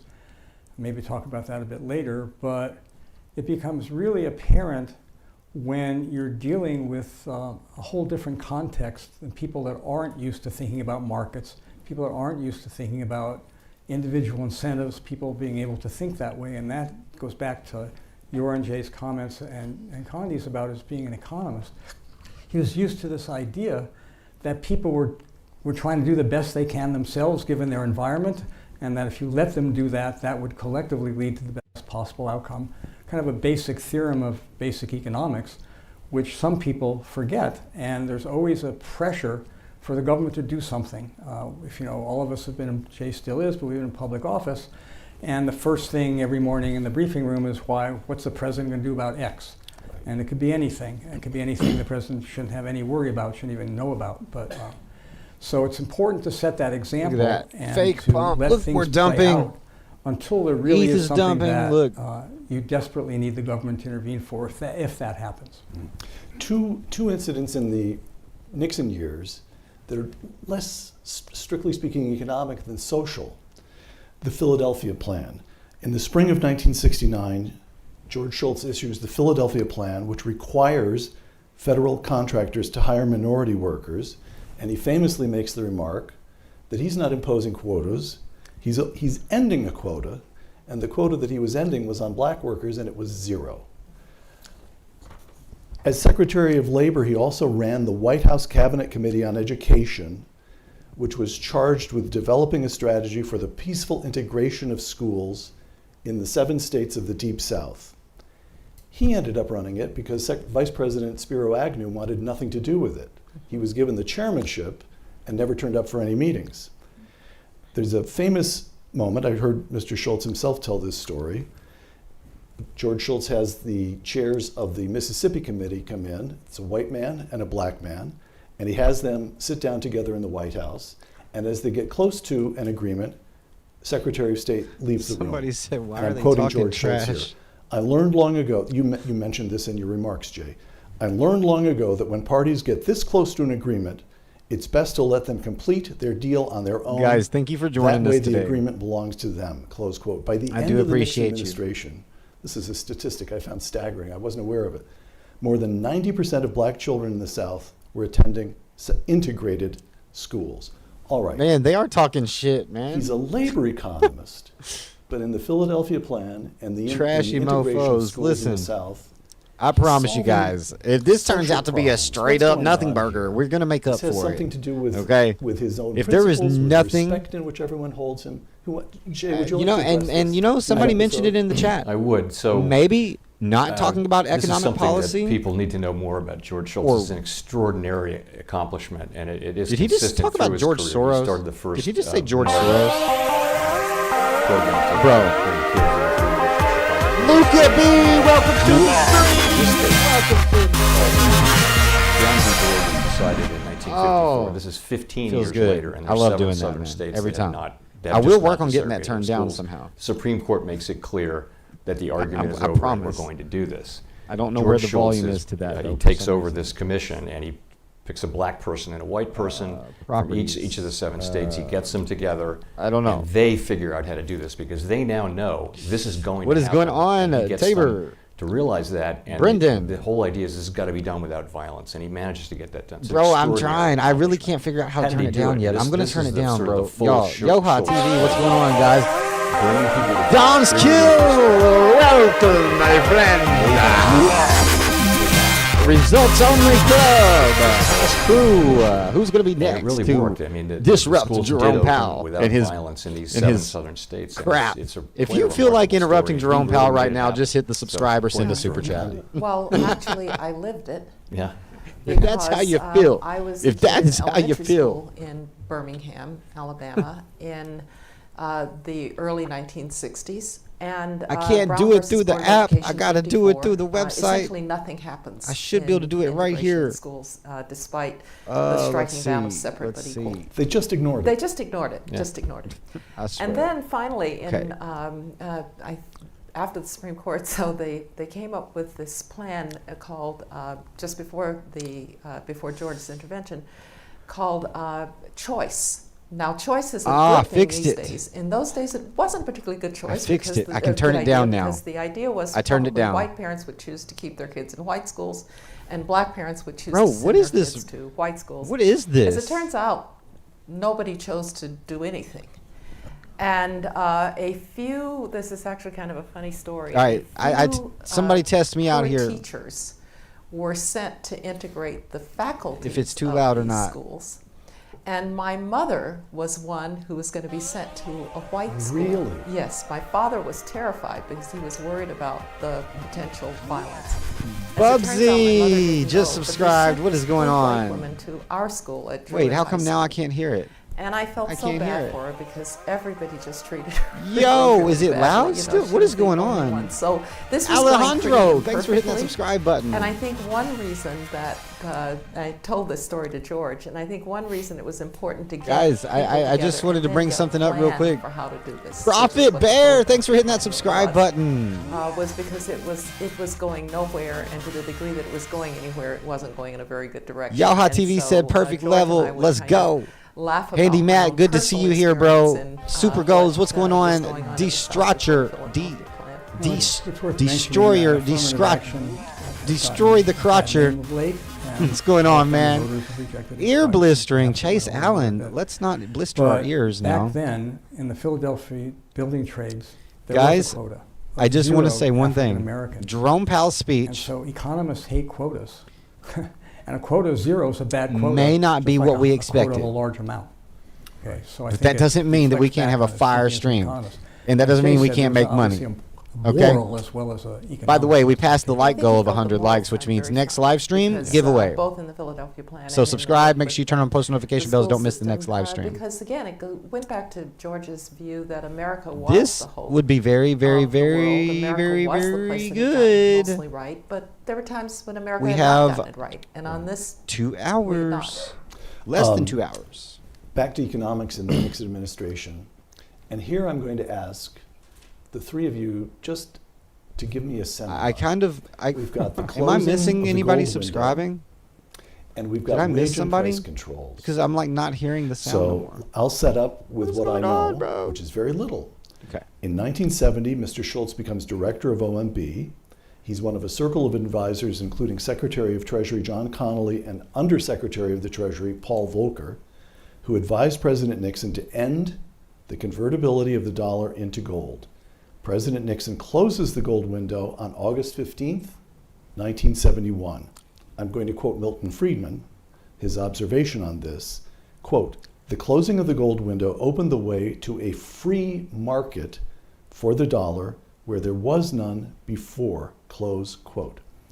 Again, we're dealing with something here so foreign to the way we do business and think about the currencies today that it requires a little bit of effort simply to Next, they're going to talk about take us football. back to the moment when the dollar was. I mean, pegged that to might be gold, more interesting. and what the debate concerned, why it was important.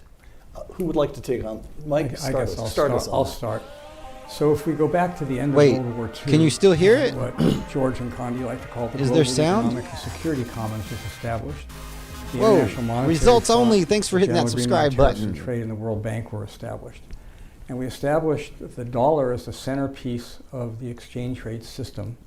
Most countries would have fixed exchange rates, and the U.S. would peg the dollar, exchange dollars for $35 per ounce of gold, and it pledged to do that for the foreign reserves, dollar reserves of foreign countries.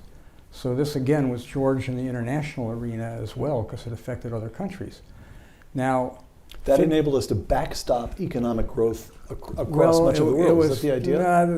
It's a little more complicated. Are you than that. guys long or I don't short wanna right now? bore people in the Are you audience long with or this. short? But what it meant was you could not have other countries. Anybody trading this could not volatility have right now? an Anybody? independent monetary I'd love to know if policy you're trading this right now. along with the fixed exchange rates. What is and going free on, Capital man? flows, because if their interest rates were lower than ours, capital would flow We got out. 100x or we got They'd be okay. I pressured to see you devalue guys. their currencies, and the opposite if their interest rates were higher than ours. So it created quite a conundrum, and we've seen that in more recent Long years unless I when get countries cooked. that D. hedged Patel their said, "Long currency in unless I dollar get cooked." ended that, Little and we've seen what mama, happens. It was a little chaotic. little So mama, this, I think, was a major move. There had been a big intellectual debate for decades in economics. little mama about Nikki. What's good? what- Little mama whether Nikki fixed is or long flexible right now. exchange rates were better, and I think the flexible. We do got some market-oriented females in the approach chat. What on is the going plane, on, I man? think, You know, we had a advantage. poll earlier. I was trying to figure out, So man, is that there was more part one. men Part in two crypto was, still? I think a lot more women are because of getting into the sudden space these change days. and the dollar, we weren't And that's gonna good for your old exchange, single crypto dads over dollar- here, you know? $35 for an ounce of gold anymore. They are full of shit. Who, Foreigners the were- females? Foreign holders of 6, U.S. 7. dollar reserves were going to be in a pickle. And No, so they had bro. we couldn't Satoshi revalue the glitch, dollars, they no. had to revalue against us. Not the 6, So what 7, happened was bro. President Nixon imposed Definitely, a 10% little mama. import charge that was going to be removed if and when they revalued The morons in the appropriately, TV. which is what happened. And within 18 months, Oh my goodness, ready to world turn the kind of F came to up. Venom S, a bit see, of a Venom S knows what's up equilibrium and because things he's were been going around okay, this and channel then for a A year while. later, we had the oil shock. He knows he knows what happens on And these so, streams, man. I can't resist asking the chairman of We've- the Fed if it when worked. Look, man, when the If we markets are hadn't had the boring, oil we shock. are not. Trust me. You don't want to. It Just was a good idea. We were going to switch to a floating rate. I will system say, though, eventually. I do Milton have Friedman to, was right about this, and all right. it was a good thing that we did. I don't know if you Okay. guys. So this brings us, Um, Condi, would you hop in on the gold window? Which person Well, here is not that's another like the story. others? I'll leave that to the economist. All right. Then the wage and price controls, again, I'll set it up. President Nixon imposes wage and I price just got his face controls. covered up, like, bro. Director, as he was then, director of the Office What's of up, bro? Management and Budget, George Shultz opposes the measure, but finds himself overruled by John Connally, as Secretary of the Treasury, and Richard Nixon. Yo, 1972, George Schultz himself becomes Satoshi Secretary of the Glitch Treasury. coming And through by with January the $5 1973, make ya he had abolished most of the holla. mandatory controls. He abolished the controls entirely in April 1974, just before stepping down Let's as Secretary go, of the my Treasury dude. in May. What'd you say? So, Legalize again, marijuana, bro. It is inconceivable. What the hell is wrong with them? Why The- have the they not notion yet, that the bro? President of Heart the that, United States would people. impose wage and price Like controls that, strikes me heart as- that, as like that, inconceivable man. now. So we That need to $5 sort of super chat. reconstruction. Although I of what appreciate were they the thinking. $5. And then also, is 420 it fair would to have been see this appropriate. as a this episode is a kind of the old I appreciate statist you, view Satoshi represented Glitch, by man. John Love, Connally much love, much versus love. the new And that's what I'm Chicago talking school about. thinking in terms of free markets, represented by George Schultz. Is it as simple? That's as what I'm straightforward talking as that? about. Mike, do you want to take a Yeah, shot at you this? know, A twin. for Bro, many, Satoshi many Glitch. Have you, decades, Satoshi economists Glitch, you must have been debated, around for a while. and we thought First we'd time won this seeing my battle, but channel? it's come No. back several times since. You sound like somebody propriety of using from what's back in called 21, income man. policies, I used to which say were a basically 2020 government twin all the jawboning time, business and man. labor, which made But I'm no also, sense in the I also economy come where from a the large streets, fraction of bro. the labor force was unionized. Unions were very powerful. If it made sense at all, that's when it made sense. But in any event, That's right. we wound up Hey, in this situation we showing our age, man. where we had just a remarkable Luca B, series what's going of, on, man? When will he talk about the good things? Well, you know, key Jerome Powell has intellectuals already coming talked to about a the lot of good conclusion things. that we weren't really sure. We just don't have a clue we what could the do hell he about said. Inflation and unemployment occurring at the same time. We had to do something. We didn't want to inflict any pain about disinflating the economy. And The market seems to be stale monetary and fiscal policy right now. very well. And this became a big debate. And we thought it had ended successfully with. But the I'm end of sure there wage are and some price controls, coins but it came making back. some In moves, fact, and we're going to dive I was into that. advising, I do have candidate questions Reagan about in the Canadian altcoins. Remember, asked me- Q&A and campaign asked me to altcoins. debate Walter Heller, who'd been President Kennedy's chair of the Council of Economic Advisor and key architect. of the Daddy tax just cut, subscribed. Wait, what? on this precise point. And you had, like the head of the Wait, AFL-CIO, Bro. key industrial business leaders like the heads of DuPont, Lane Kirkland and Ernie Shapiro deciding they would decide what to do with the government in the room, kind of getting back to the Satoshi point you made earlier. Glitch. And fortunately, that didn't happen. We had a My successful, guy coming through with the painful implementation. $15. I'll And for turn it back to Jay, you, who my has some friend, views on this as well. for you, my friend, Yes, it's Jay. happening. So, It's happening. I mean, It is the interesting happening thing to me 100%, is my that, man. Thank as- you, as bro, for Michael the pointed 15 out, and the 5. there was That almost 20 a twin consensus that we coming needed through income hot. policy. Coming in other through words, that hot, the government man. needed to jawbone Oh, companies we gotta have a informally good at time least, because- let alone I mean, and then maybe would eventually this- need to do wage and price control. So if you go back to This- 1966, George Shultz held a famous conference with another University of This Chicago person. is and not it was, fun, It was on right? guidelines. So we gotta The have fun, man. Big names Bro, in the I era appreciate debated. you Milton very Friedman much. Famously debated Bob Solow over this. Very much. But people really thought that there was a Sparky. problem to solve. There was a It general is, agreement Sparky that the time. problem of high inflation. Let's go, and pal. high Dump the market. unemployment, What's up, John? that Stock there up. was- Green fingers are the fiscal policy What? wasn't going to be able to handle that. Monetary policy wasn't. So you needed the government to somehow do this. This was a bad idea. It was User- a really what? bad idea, and somehow it User became ram. approximately conventional wisdom. You got rammed. Said, yo, shut up a Milton little Friedman, bit. Of course, was a big exception. George Shultz Damn. was on the right side of that. Paul Volcker was on the right side of that. My bad. But to me, there's a takeaway there, which is Damn, that bro. our understanding I'm just of the trying to economy chill, man. is ever evolving. The economy itself is ever evolving. So I think we always, those of us who are doing economic bro, policy, trying to have shut always me got to down, man. remember that the structure of the economy is always changing, and that our understanding of it is always highly uncertain. Bounce coming. So certain things that are sometimes Bounce. accepted Bounce as it. conventional wisdom. Pop, lock, people and will drop look it for back me. in 50 years and think, like we're doing with wage price controls, they're going to say, what were they thinking at the time? Well, that's what they were thinking. They were thinking it was really the beginnings of stagflation. High unemployment and high inflation, what do we do? Very difficult problem. And Paul Volcker kind of had the answer and eventually did it. George Shultz deserves credit for supporting him, and Reagan deserves credit for supporting him as well. Yes, Condi, first. Yeah, I was just going to say that this is also quintessentially. That is George 2 Shultz. super chats, by So the he way. lost the argument. Bro, But that is he 2 understood he for was elected. Q&A and drinks with the boys, And man. He That is was 2. able to bide his time, and then We he got had plenty of the time. opportunity. He worked to move things in the other direction. But George was, in that way, quintessentially a pragmatist. Wait, is this all about George? He played a long game. Is this He all played about a long George? game. And I think it isn't as well understood that when you're in government sometimes, you're going to win some and you're going to lose some. But if you never lose sight of what you It's think is time. right, you Man, might it's have time, a chance Glitch. to correct I mean, it. And Satoshi I know Glitch. that the wage and price controls for George, this was really an anathema. And he Jesus, thought shout one out. of the G? arguments that he was G- most wait, what? unhappy that he lost because he Who? thought it did great Mega damage. thick, But when mega- he had the opportunity, mega he thick. reversed it. So, Make yes, one Who? quick comment with respect to Condi's comment about winning some, losing. We always thought we were Freaking doing well George, if we were above bro. Shaq's free throw percentage. But it's Freaking important George, to remember bro. what was going on in the economy, as Jay has mentioned. Nixon imposed wage and price controls when inflation got up to 4%. It's important to have that historical reference in the back of your mind. We So- did. Thank you for the seminar. what I hadn't realized is the extent to which there was a debate going on within the discipline of economics when the shock hits, which means you don't have, I don't know how to put it. Starting to learn about George. But you don't have consensus on how to respond when the oil I don't know if shock I want to hits. learn about In George, the 70s, man. The economy is taking one blow after another, and the economists are. There's a debate about what should be done. There's a kind of I'm waiting for uncertainty. Is ETH that to fair? reclaim 3K, man. Fair? 2,800 is good. Absolutely. All I right. like seeing it. So then we get to Ronald Reagan, and Bitcoin is still climbing up out of this I hadn't thought breakout. of it this way before, but this is a moment when one side But I mean, wins. we are not moving The much debate at is all one way of right thinking now. about it. I am expecting George Shultz, before becoming volatility Secretary of State, which he did about a year into the to administration, commence immediately he chaired after this. President Reagan's Economic Policy Advisory Group. What do you guys that think? included figures such Dump? as Milton Friedman. This is Mr. Schultz in a Oh, 2000 no. interview talking Are about we on those Reagan? times. The advisory group said the essence of the inflation problem is monetary policy. And to deal with it effectively, you've got to discipline the money supply. Oh, People no. warned President Reagan that if he did this, there's likely to be a recession.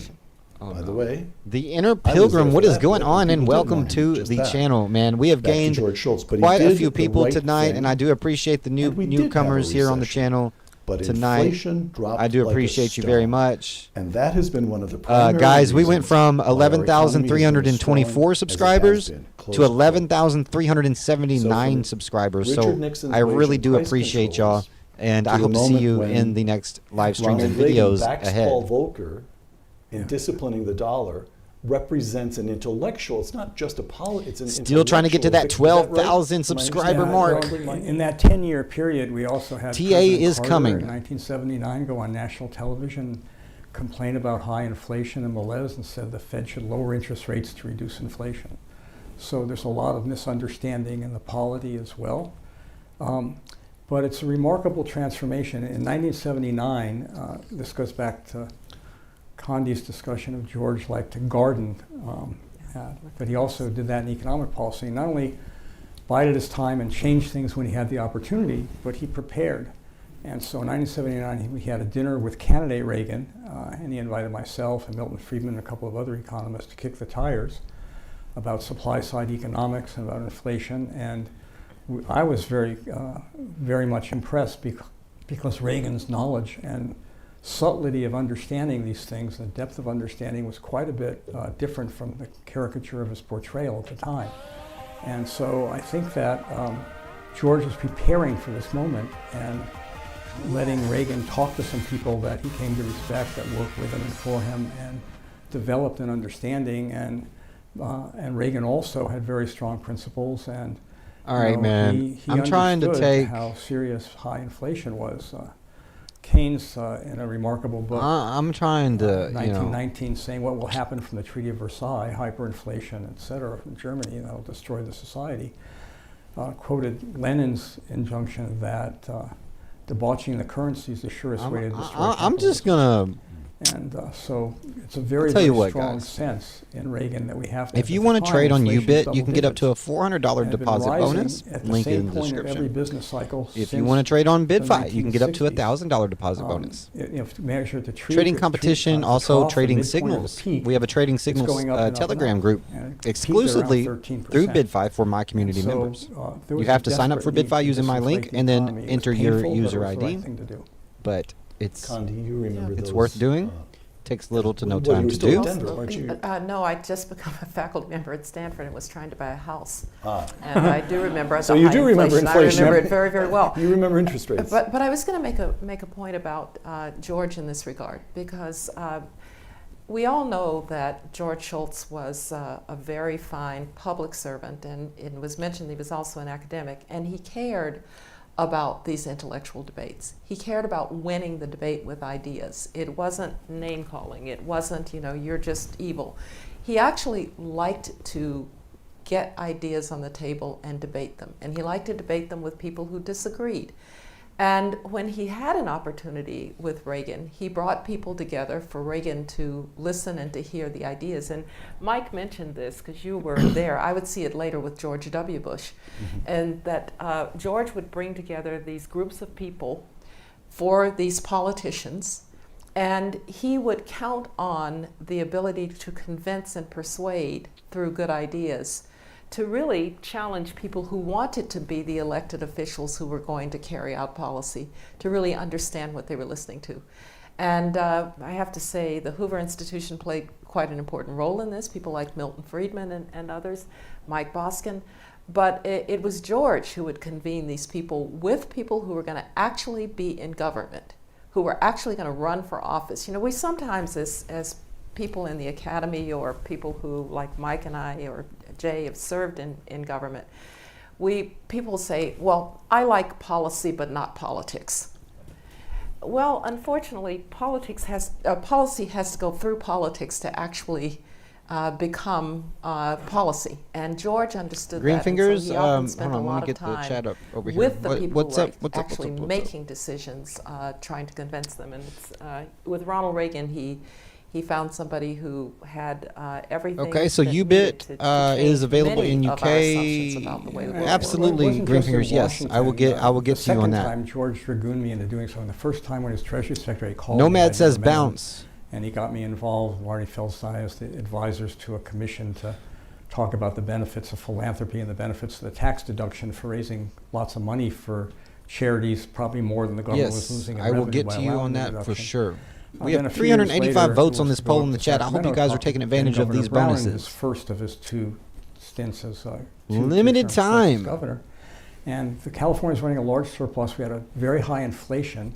The tax brackets weren't indexed, so revenue was rolling into the state.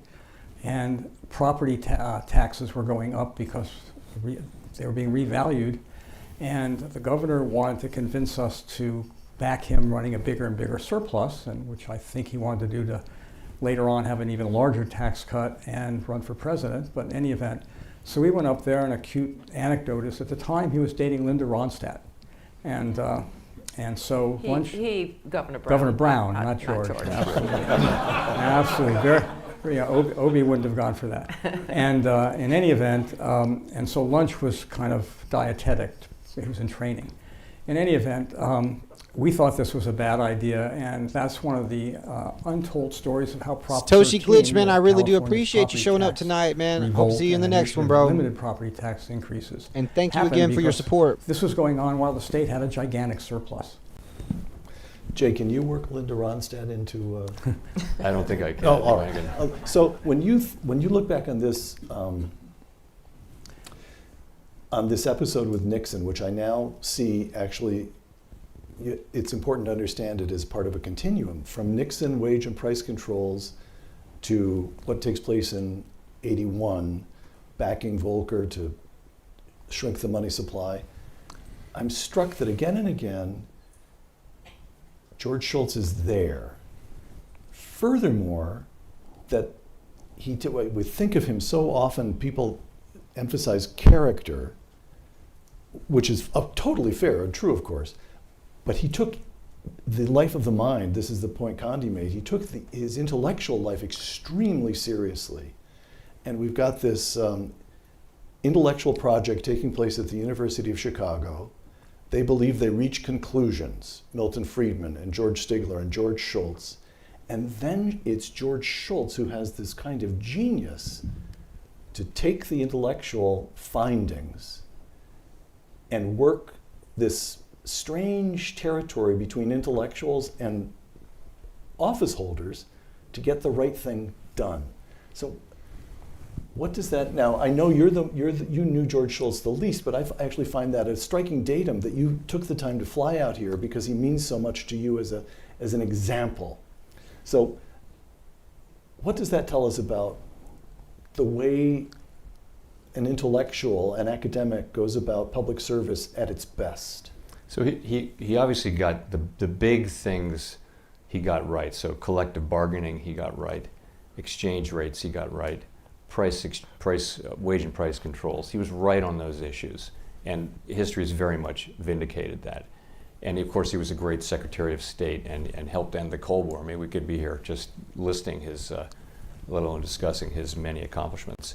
But I would say as important as his extraordinary achievements is the way he approached public policy. I am very, it resonates very much with me that the way he brought people together with respect and integrity, and wound up being able to foster agreements on super difficult issues like this desegregation of the schools in the Deep South and many other areas. He was an extraordinary public servant, even if you didn't agree with those policy conclusions, which I did. So that's another aspect. Yeah, he continued to do that until very late in life. I mean, he was convening things at Hoover. He was a huge presence here. He often convened groups on various issues. I was privileged to do many, sometimes with colleagues here, especially John Cogan and John Taylor, on economic stuff. But he always tried to get alternative points of view. He tried to get people debating and discussing, and he tried to get people in a conference room we had called the Annenberg here, and we would sit there and we'd understand facts and theories and data and history and debate about what the best path forward was on a variety of pretty complicated issues that often don't have just singularly clear conclusions, but have trade-offs, involve something else that being an economist teaches you to pay a lot of attention to. George Shultz as teacher.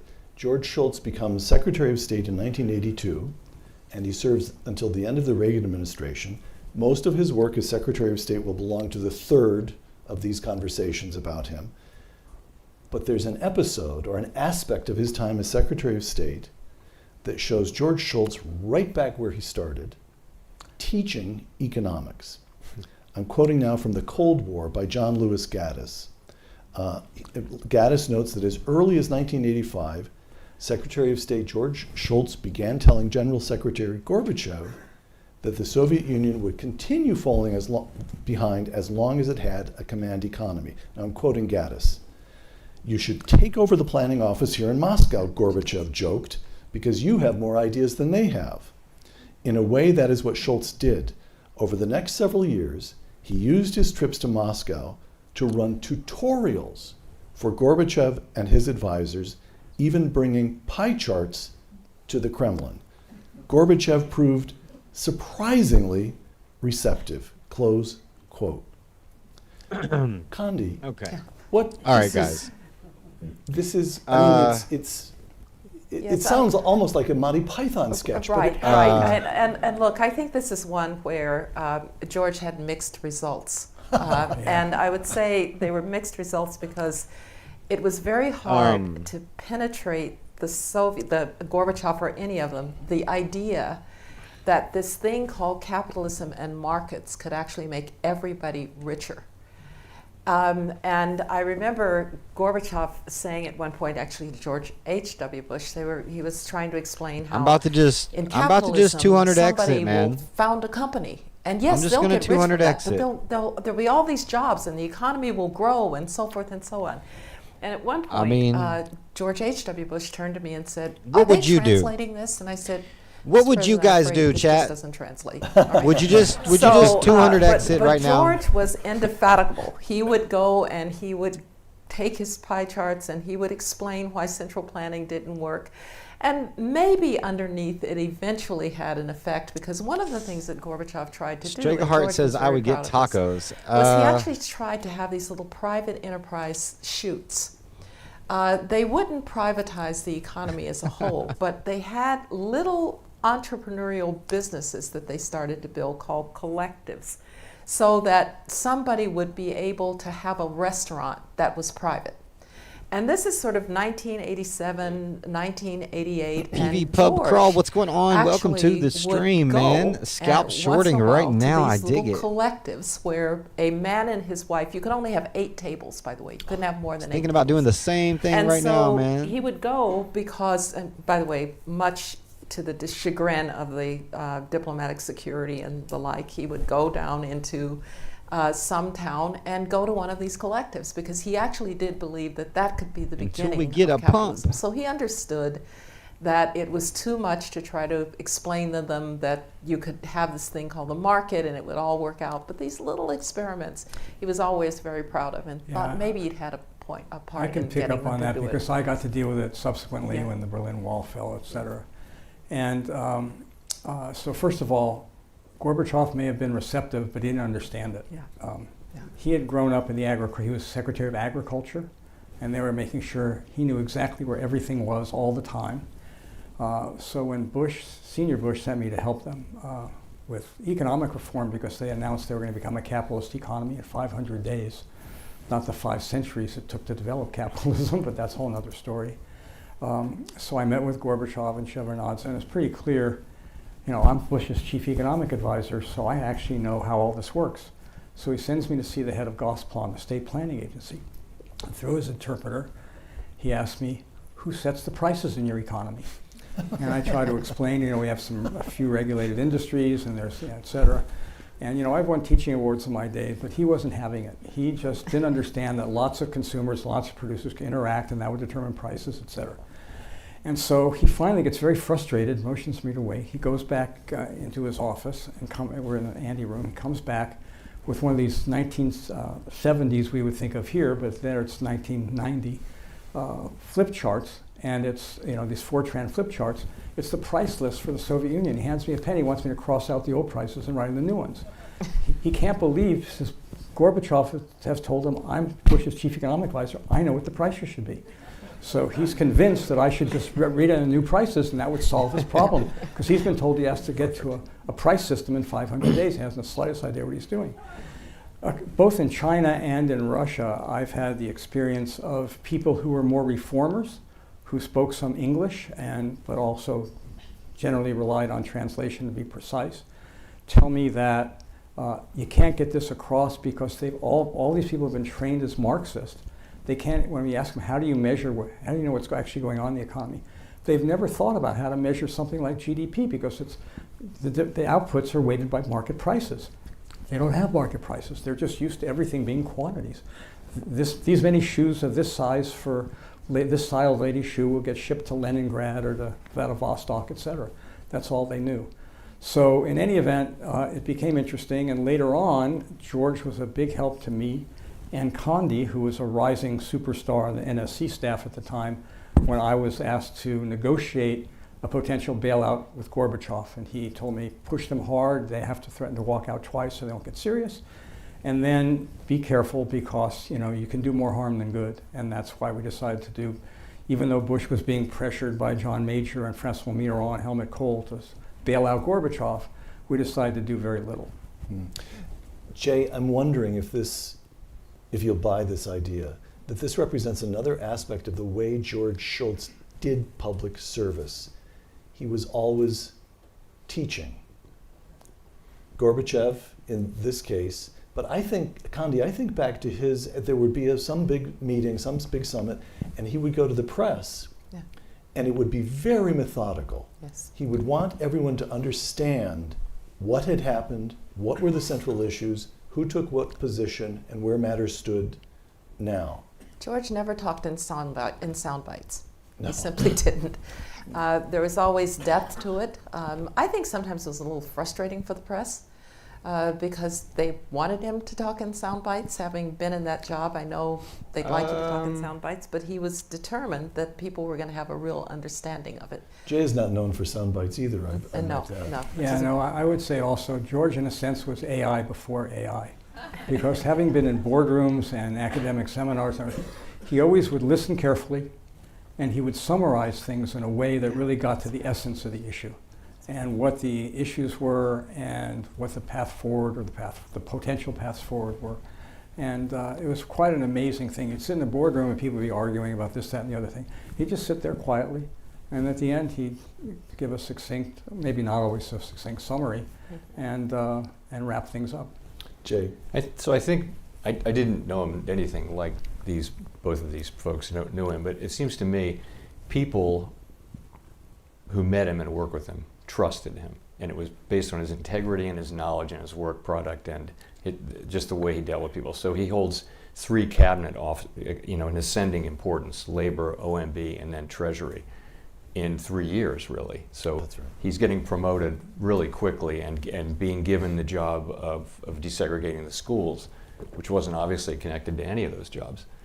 Then, as Secretary of State, Gorbachev and Shevardnadze just take tremendous liking to him, and they want to work with him. And some of the people who study this stuff give him a lot of credit for, he didn't compromise on his principles, but they trusted him, and they felt that this was someone they could work with, and that President Reagan was really aligned with. Critically, Reagan was aligned with these goals, so he was just very effective in that way. And I think it was liking him, trusting him, having strong principles he didn't compromise, just made him very effective, remarkably effective across so many issues.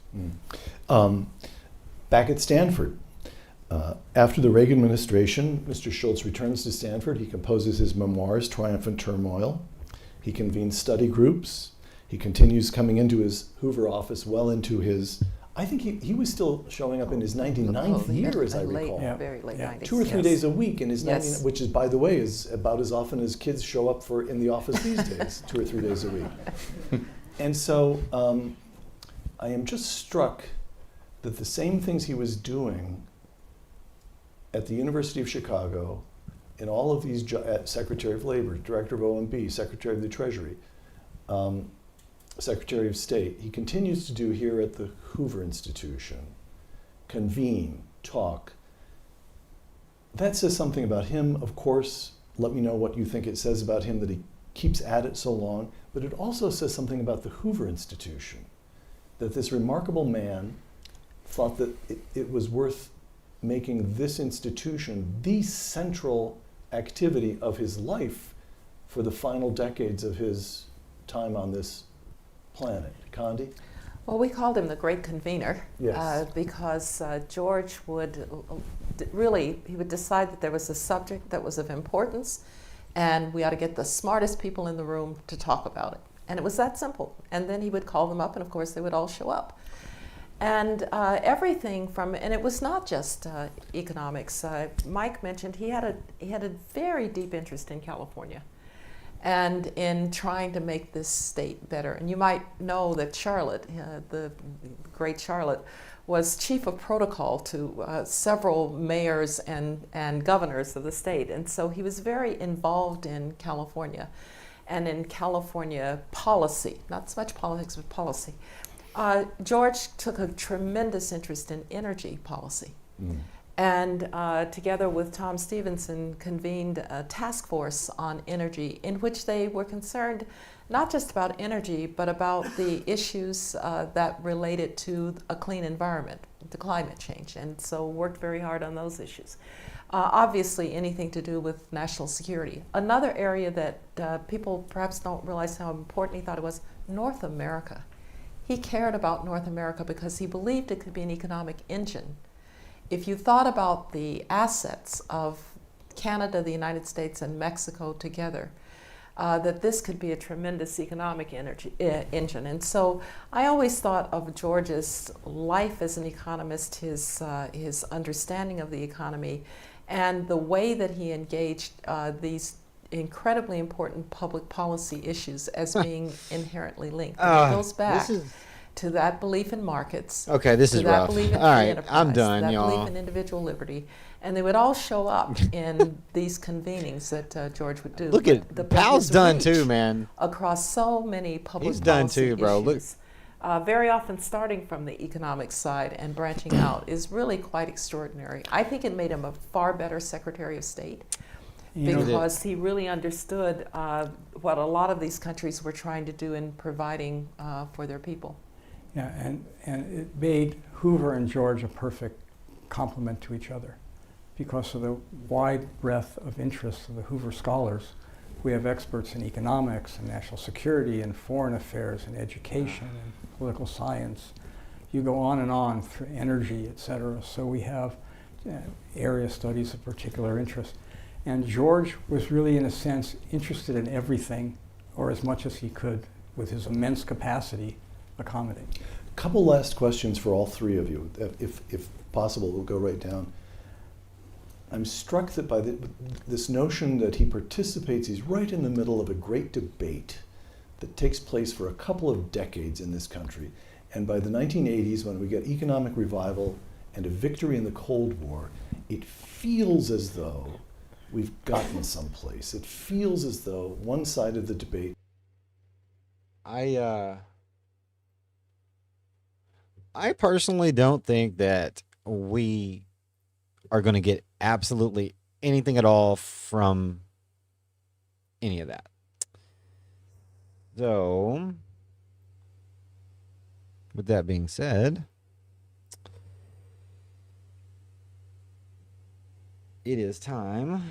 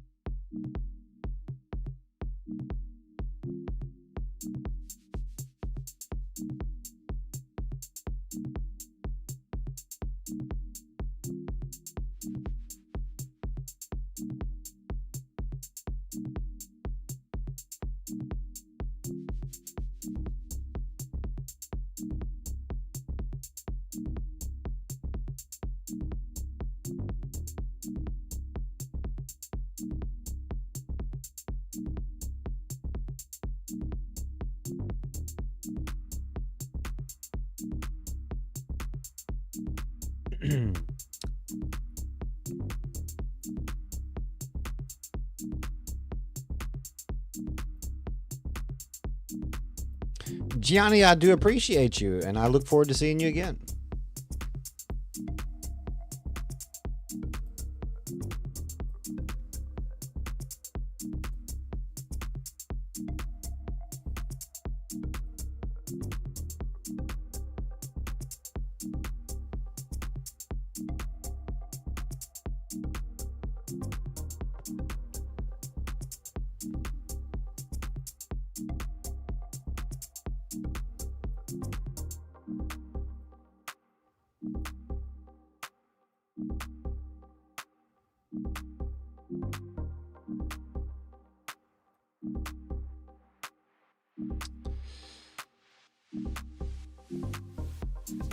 Nothing too much has happened. So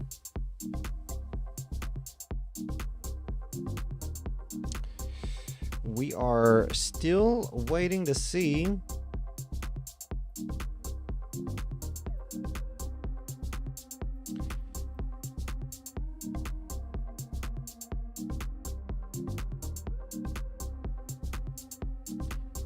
if we're going to get any type of reaction to this.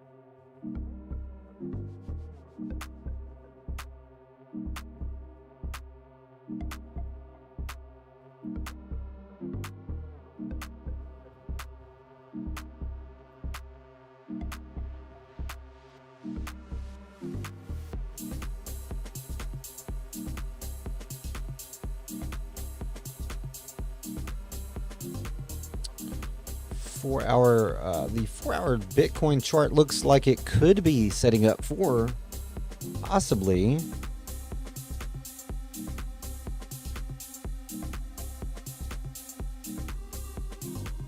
something similar to what it did right back here. It looks very, very similar to back here. And if we could get a pop above this LSMA here, like it's trying to do, could be a good sign.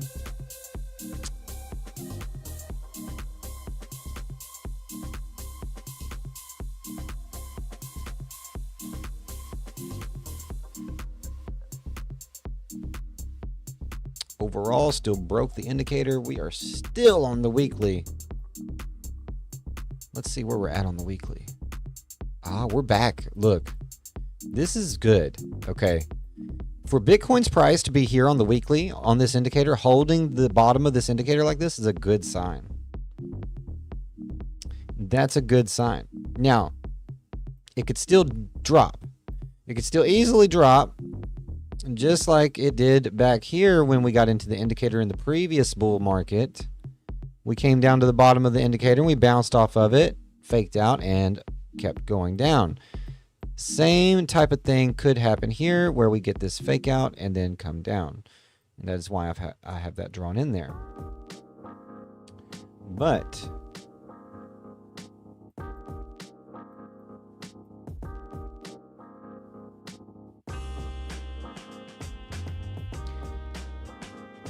if we can get a pop up out of this at all,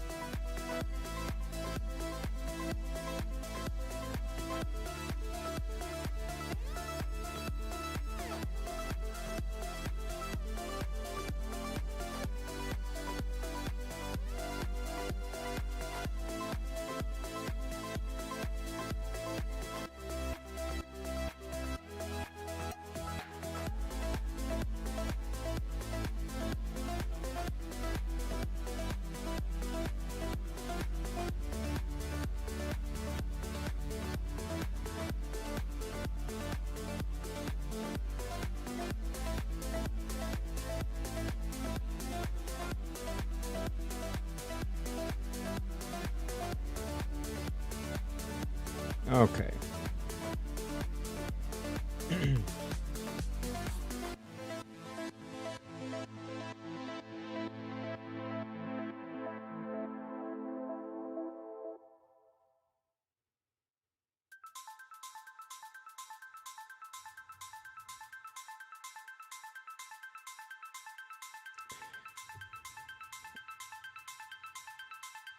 We will have to just see if Jerome Powell's speech has any other effect on the market. Right now, it doesn't seem to be having much of an effect. We did get a slight pump to the upside as Jerome was making his speech, but as soon as traders realized what was going on with this speech, then you could just instantly see the sentiment change in the candles.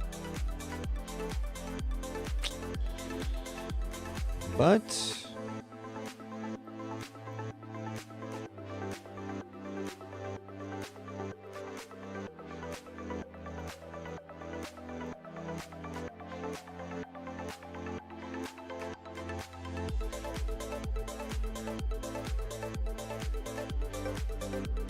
I can't help but think that we look on the short term like we could be pushing for some type of little relief. But I could be totally out of my mind as well. Immediate short term, a little relief, possible.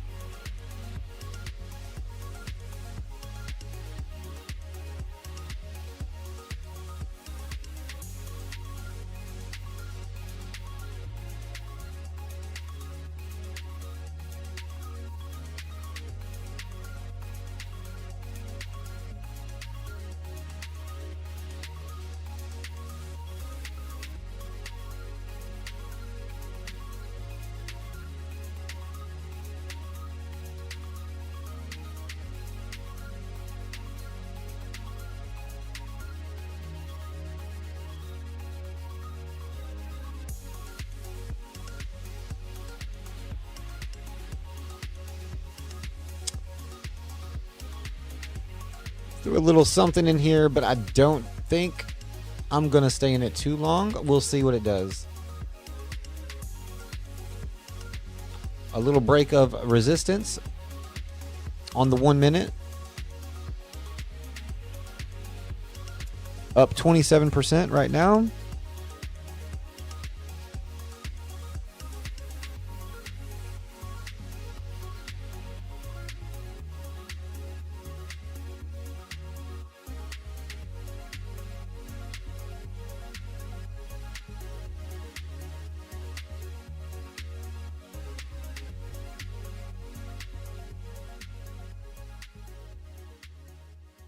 MACD looks like it's about to cross on the 3 minute.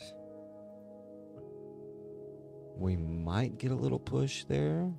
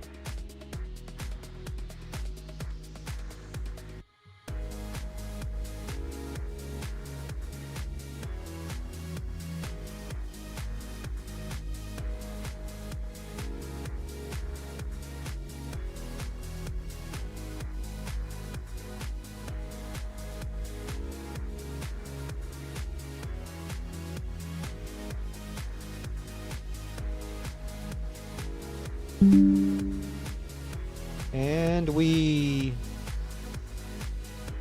broke out. I'm up $100. I don't know if I want to take it. We're at resistance. Probably should take it.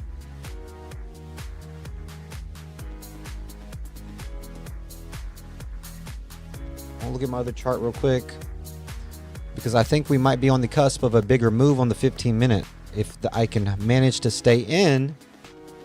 If I can manage to stay in, I'm already up $100. But if this manages to break out,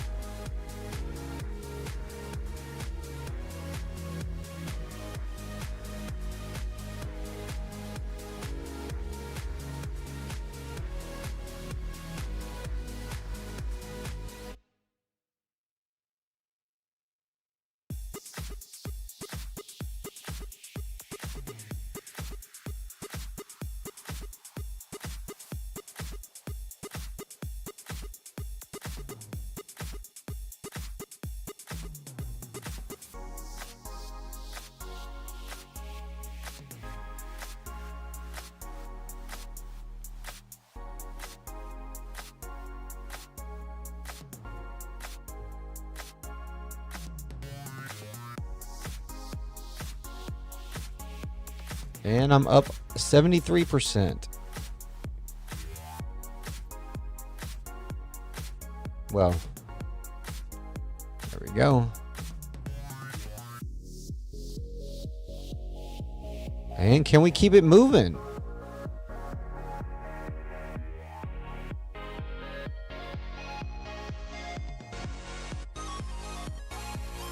At resistance.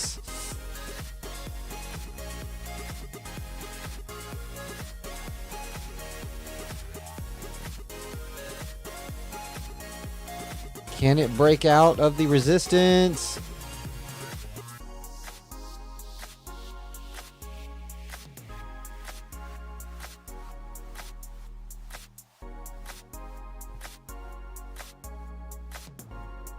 Can we break out of the resistance here?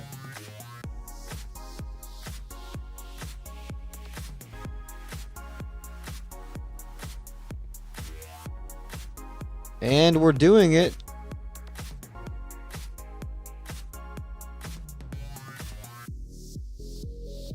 Up 128, 118, 82%. It's about time. 80%. At resistance. 15-minute time frame. It looks like it's breaking out, but I don't trust it. I don't trust it just yet. Live to trade another day. Take that $100. Just made $100 in 5 minutes. I'm taking it. I'm taking it. Except for this 15-minute chart over here screaming to me, but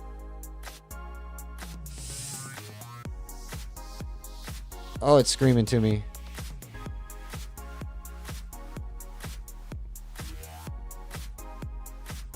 Little 1 minute scalp trade here with a 200x, by the way. 200x leverage right here. And we're going to go ahead and secure that. We're going to go ahead and secure that. All right. Good job. And if it keeps pumping, so what? But so far, it looks like that was a good call. One beautiful minute candle right here just made me $100. I'm satisfied. Okay?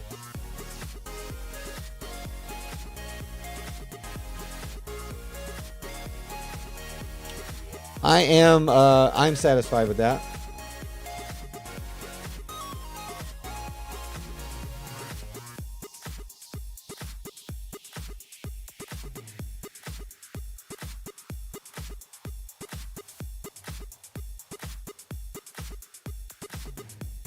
I am perfectly satisfied with that. Now, I'm still thinking the 15-minute time frame right here looks like we're ready to break out, and I might still try to catch that, but I'm just waiting to see if we get rejected first at the resistance. I didn't want to risk losing that profit. You know what I'm saying? We were already at resistance here, so either we get rejected first, test support, lose support, break down, or we hold support and then we break out. So I'm just kind of waiting right here because this is a good sign we're about to break out on the 15-minute. A very good indication we're about to go up, but only if we don't get rejected right here and lose support. That was Bitcoin. 200x Bitcoin, 1 minute, $100. $100 in a 1 minute candle. Beautiful. I will say Ubit fees.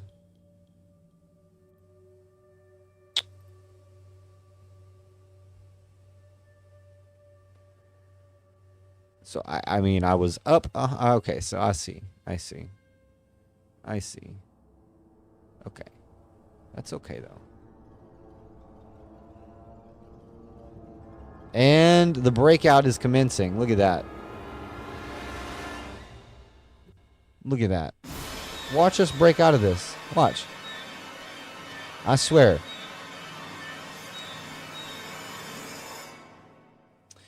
What's going on, Bunny? What is going on? You have a problem with your Ubit account. What is the problem? By the way, guys, I will be doing a Ubit tutorial video or review video here soon as well.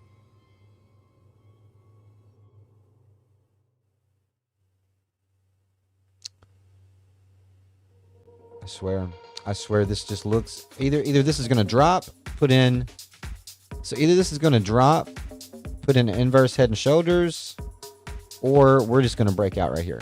I mean, that is what I'm looking at and waiting for.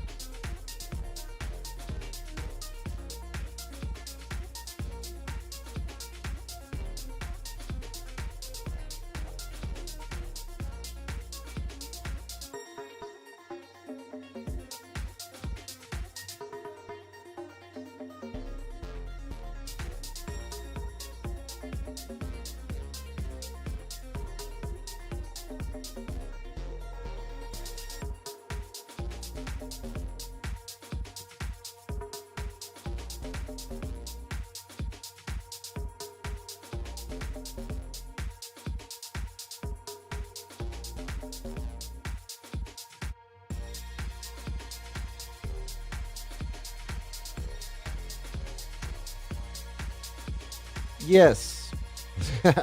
What is going on, man? What is up? What is up? What is up? I am. That's what I just used. That is the exchange I just used to make that trade. I just used Ubit to make that trade.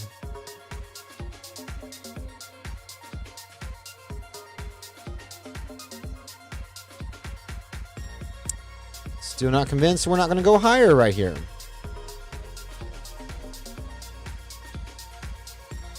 What is what?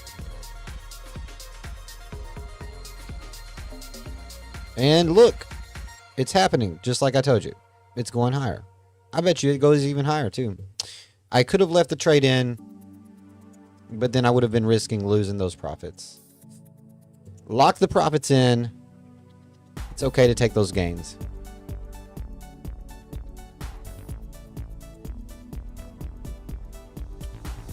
Plus, we are at resistance, so it could easily flip right here and come back down to the LSMA.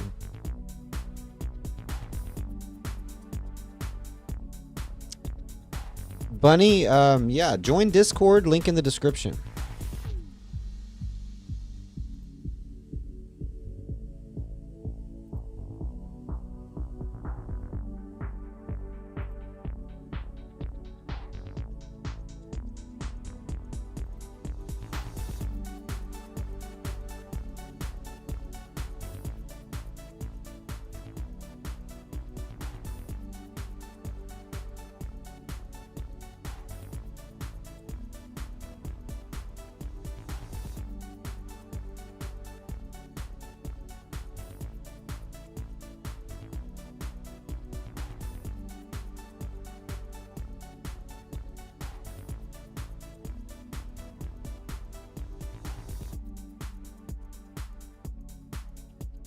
I have no idea.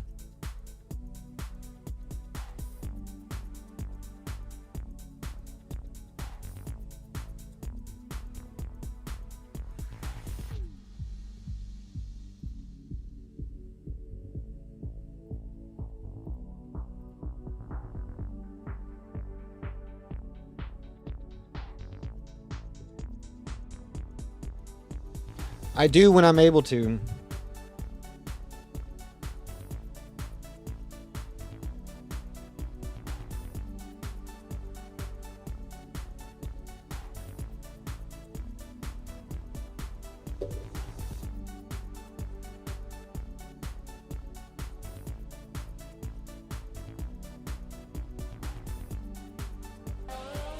I'm also working on starting up a couple of different YouTube channels, different types of content.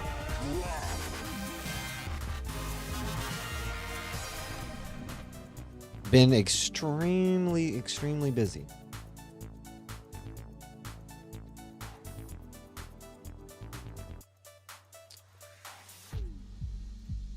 I am happy that I had a successful trade. I had one successful trade on this this ridiculous Powell speech night. One good trade, man. One decent trade.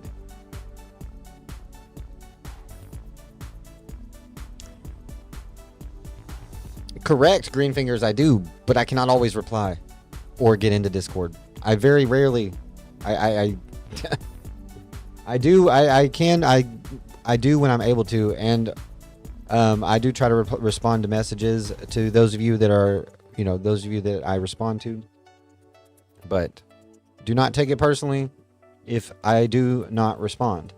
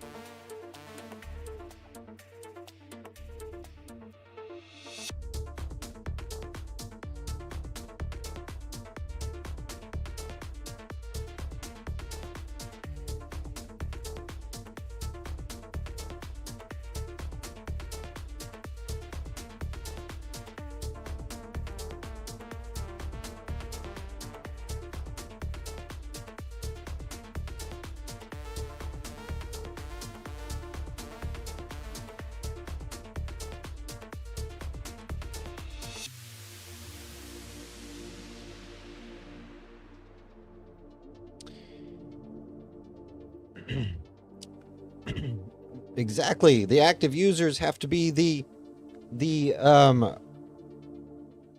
you guys.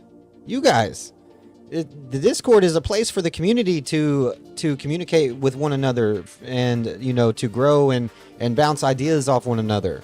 That's why many times I have told you to post your trades and stuff into the Discord and get feedback from anybody that is in there. And then as the Discord continues to grow and we build more people and more following in the Discord, since our original Discord got destroyed somehow, randomly, I don't know what happened to it. I don't know if the person that created it just decided to just say, oh, bye, Joe. I don't know.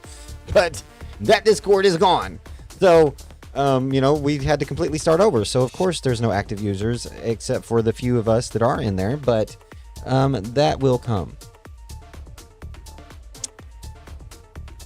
That will definitely come.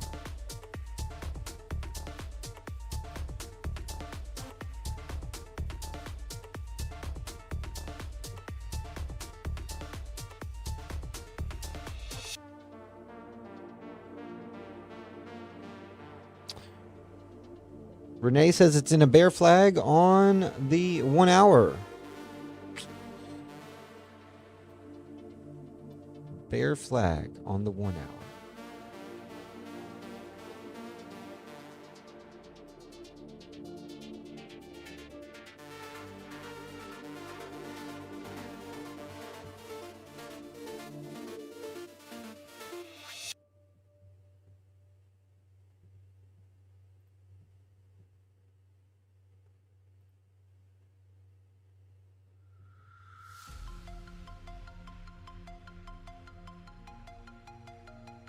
Not sure what just happened there. How does this computer not have enough memory, bro? That's crazy.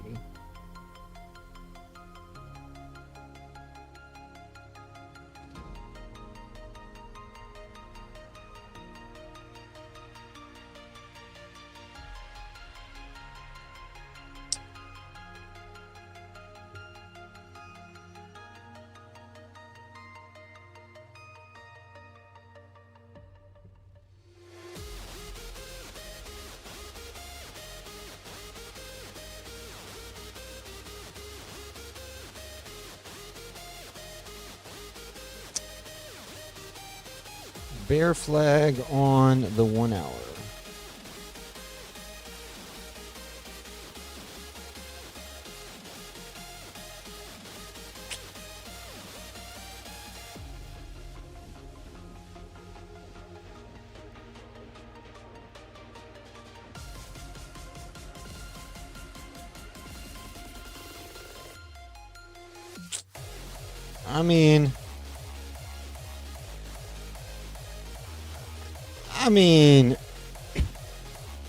I guess. I don't really like it. I don't think the structure is there for a bear flag. Not ideally it isn't to me. Unless I'm doing something wrong here.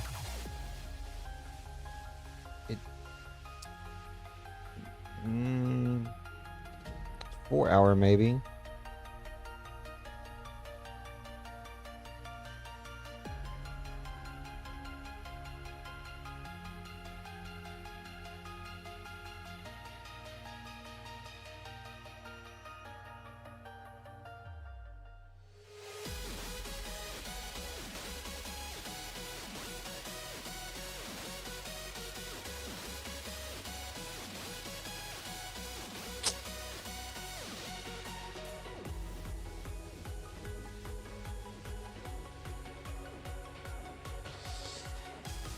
I mean, you could say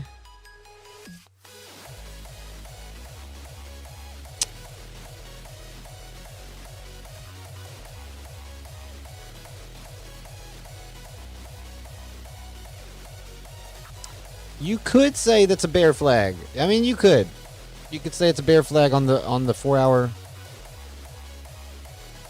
You could.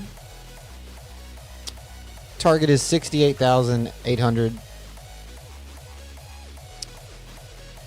on that.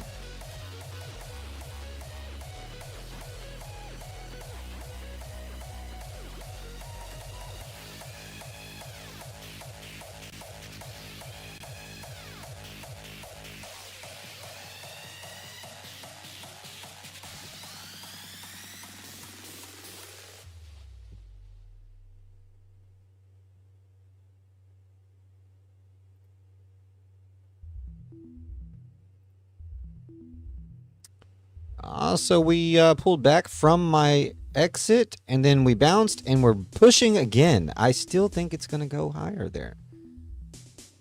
It's okay. Just a little trade, just a little something, something.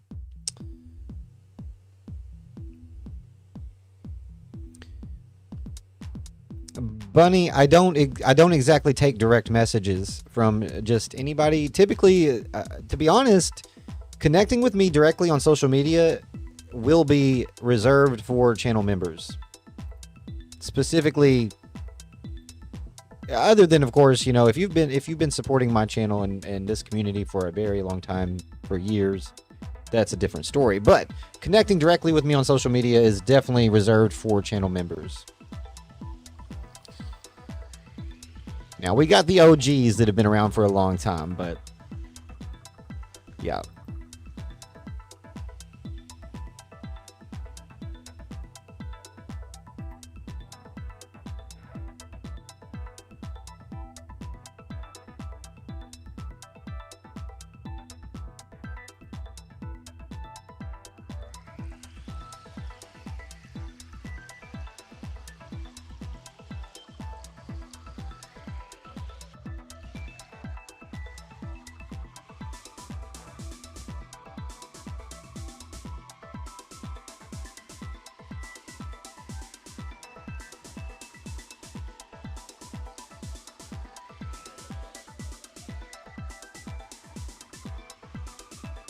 How does that happen?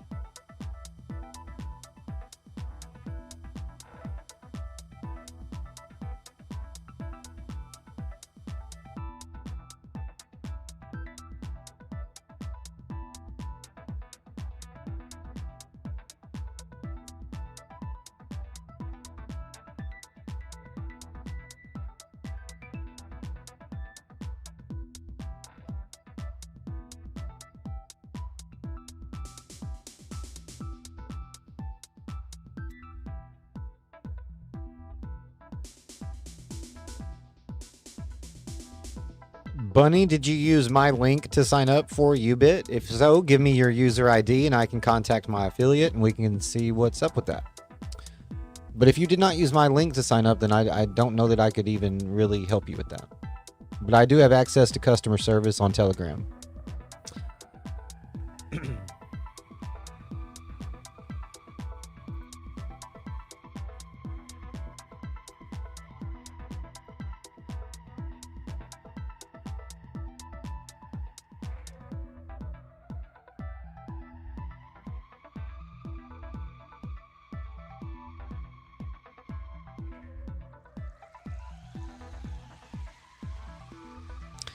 Bunny, did you use my link?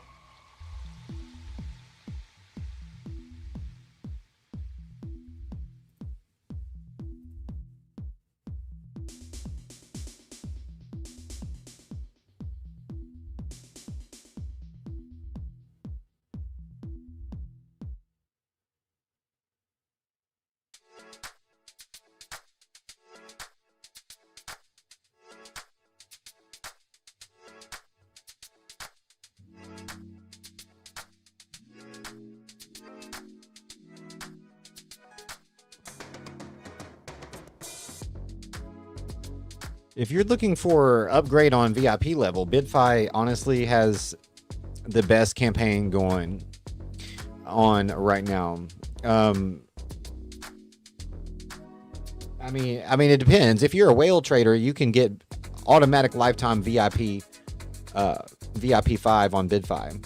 If you are a whale trader, if you deposit 5K on BitFi, you will be lifetime VIP 3 or VIP 5. And we've already actually had about 4 to 6 people sign up with BitFi and deposit and receive VIP 3 and VIP 5. As far as the UBIT issue goes, just give me your UID. And you could also reach out on X, follow me on X, drop a comment. You said UBIT, right? You're talking about UBIT. Or are you talking about BitFi? Did you sign up for BitFi or UBIT?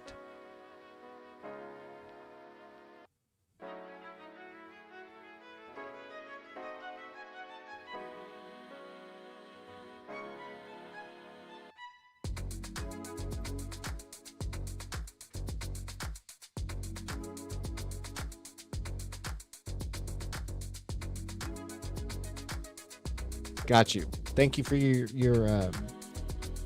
UID there.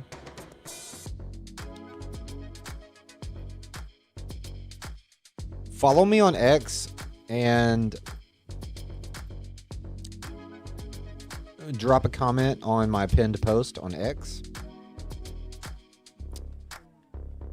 And I will connect you with my affiliate on that. I'll also reach out to him personally for you in Telegram.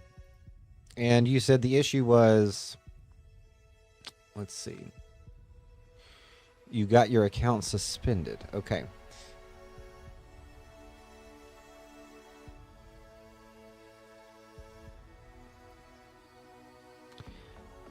X is the place to be for crypto. I will say that. I am going to go ahead. I'm going to go ahead for you. I'm going to go ahead and message my associate. And I'll go ahead and message and just kind of get the ball rolling on that and see what's going on, okay?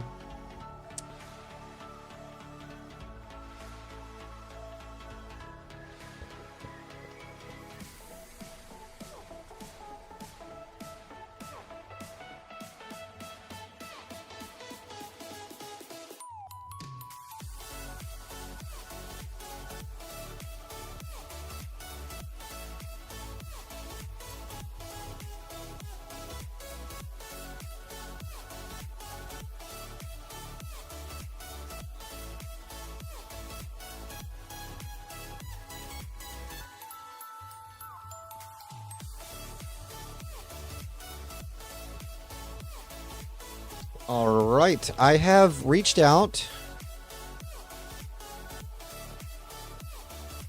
Bunny, listen, Bunny, let me just, okay. Yeah. Bunny, listen, let me pull this up real quick and show you this. Because right now I have some of the best campaigns going on in the space right now. Okay, so if we come over here and we take a look at this. By the way, I did reach out to my associate in regards to your UBIT issue. I've already gotten a response, so just give me a second here. But first, I do want to just point this out. Right here. I'm going to go ahead and pin this post to my X. And right here, which all these links will be in the description of the live stream as well. So right now, limited time only.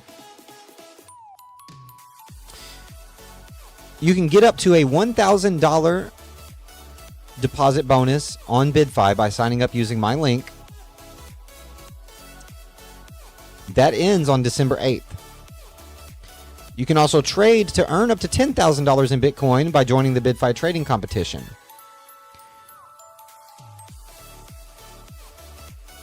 And here is the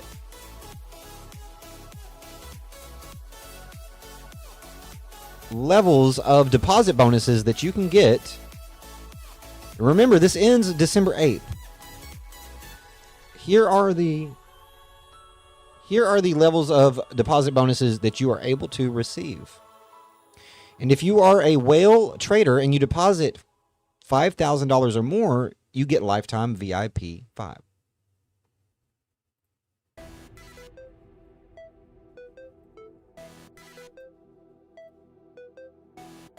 What is going on, Mikey, and welcome to the stream. BidFi is a no KYC or VPN exchange. Actually, all the links in my description are no KYC exchanges, by the way. And if you go to the description and you go to the very bottom of the description of this live stream, you can see all of my affiliate links. Remember, invest, trade, hodl at your own risk. I'm not a financial advisor, and I will receive compensation, and I do appreciate your support very much. I like to try to offer followers something lucrative that benefits all parties involved, right? No sense in trying to get someone to sign up for a link if they don't get something in return. And in this case, massive, massive rewards.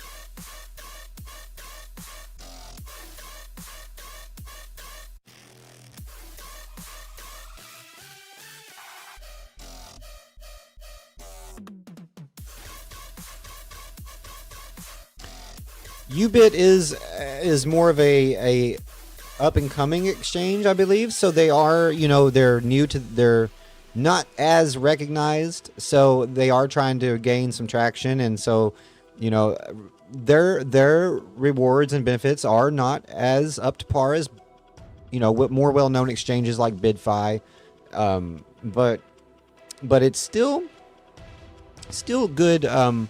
A good alternative to an exchange if you want to use a different exchange, and they do still offer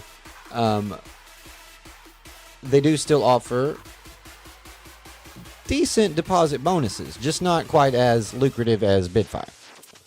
BidFi's deposit bonus campaign right now is beast. Okay, I have to say, I love all the exchanges that I'm partnered with, but BidFi right now is offering some of the best promotions for my community. And my associate with BidFi I have worked with among many different exchanges in the past, and we've stayed connected, and I really trust her, and we have worked really well together. So to bring you guys decent campaigns that are actually worth your time, and $1,000 deposit bonus is definitely worth your time. If you happen to be a trader that's going to be trading 5K or more anyways, make a deposit, get $1,000 extra, trade with it, secure those GGs.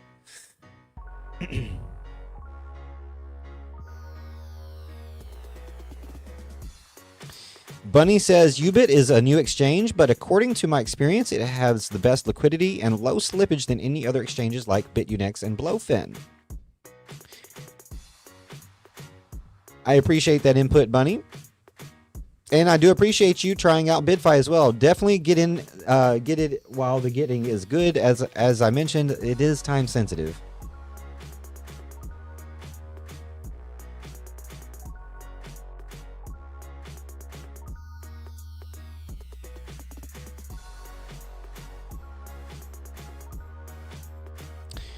Bunny, if you are trying to lock in on that deposit bonus, just keep in mind on the deadline, make sure you read the rules. There are rules on the post. There are rules in the when you click the link, read the rules and all of that. Make sure you know exactly what's going on with it. You will have a certain amount of time. Once you receive your deposit bonus, you will only have a certain amount of time to use that deposit bonus. So once you receive it, you will need to be ready to start trading with it right away. Just want to make that clear so that there's no uncertainty or anything like that.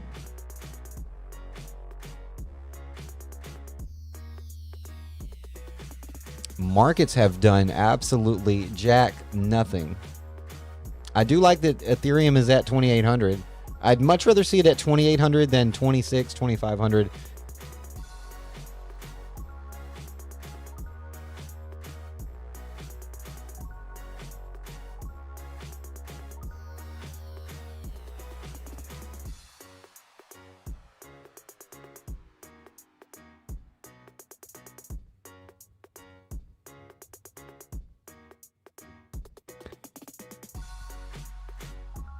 And let's see.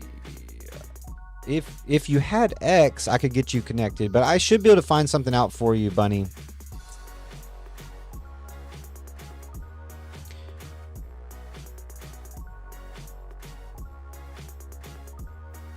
Greenfingers, you would be surprised, man. I operate on more than just YouTube, man.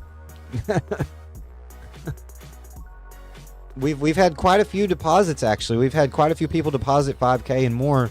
I do believe that we've had a few traders, but, you know, a lot of people are, I believe a lot of traders are definitely standoffish right now.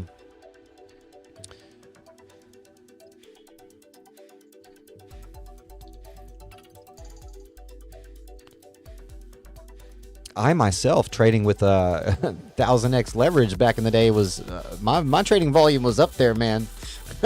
My trading volume was ridiculous for a while. I was trading, you know, trading $500, 1000x leverage. My trading volume was high.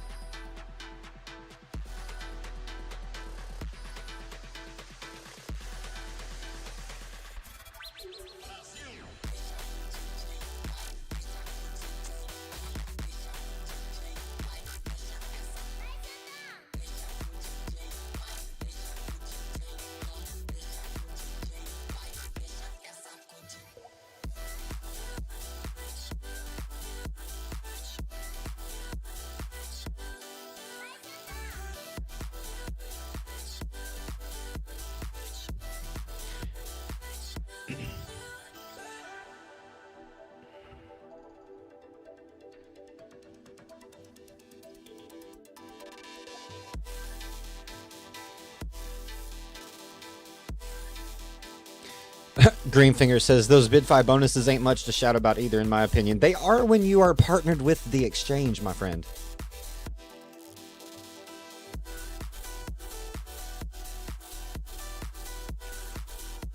And I mean, they are good bonuses. I even actually took advantage of one of the bonuses. I got the $200 bonus. I mean, what is not great about you know, any kind of bonus? Answer me that. If you would like to be confrontational, Greenfingers, I can be confrontational, very much so.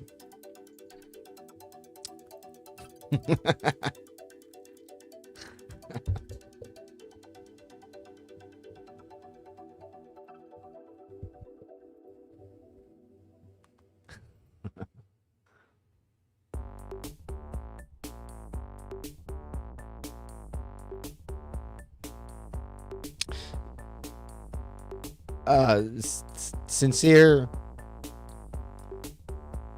there should be no reason to KYC to receive your bonus. I received the bonus. I did not have to KYC. Only with you, Stregerheart.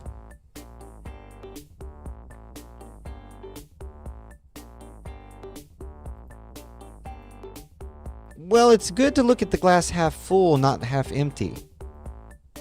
You know, instead of looking at it like, oh, those aren't very good bonuses because of the requirements. Well, I'm looking at it more like, well, I got $200 for just making a deposit, and then I traded with it. You know what I'm saying? I do. I go through this a lot with people, though. You know, it's like I am always a glass half full kind of guy. Always have been, always will be. I could be on the street in a box. Still not going to be pessimistic.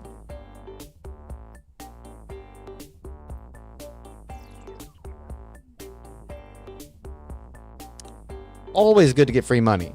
And of course, you can't just pull the money off, right? The deposit bonus. You got to trade with it. But any gains you make trading with that deposit bonus, you get to keep. So yeah, I mean, it's definitely a plus.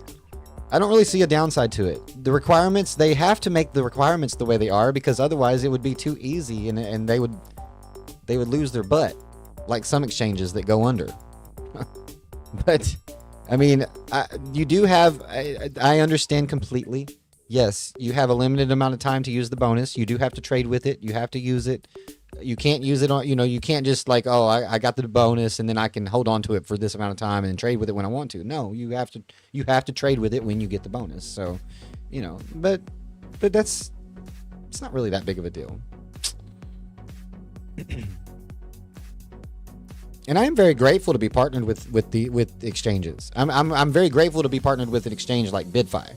We're not a huge channel, and I think being able to offer followers, I think I like being able to offer followers something of value, at least with a partnership, is good. And not all exchanges that I've partnered with in the past have been able to offer campaigns like that for my followers. So I'm very appreciative of that.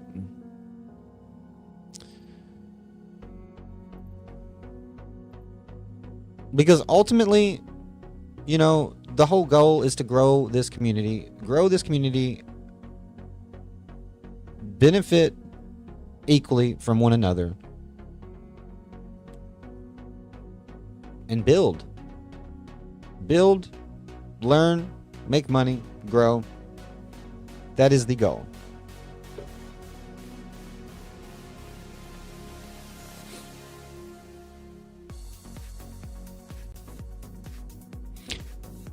I got a response from my associate, and they are looking into it. He said, "Sure, let me find out." So I should hear back from him, and it may not be tonight or before I end the stream. But if you happen to connect with me or get on X or something like that, and it should be fine. And I talk to these people daily. I talk to my affiliates with BidFi and Ubit almost daily. So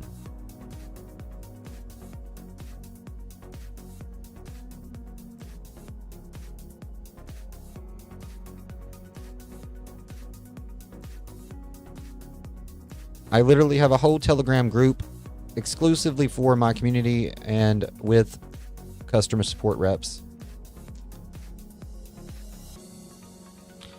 Bunny, thank you for doing that, and I will do that.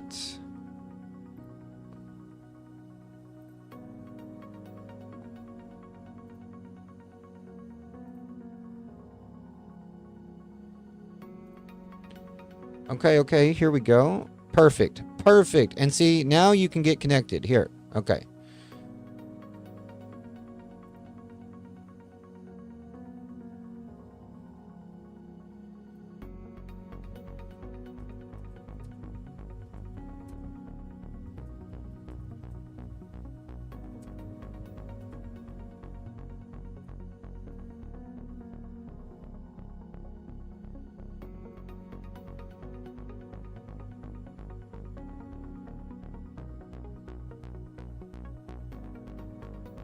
Check the reply, and hopefully they could respond to you directly there. If not, I can figure it out on Telegram.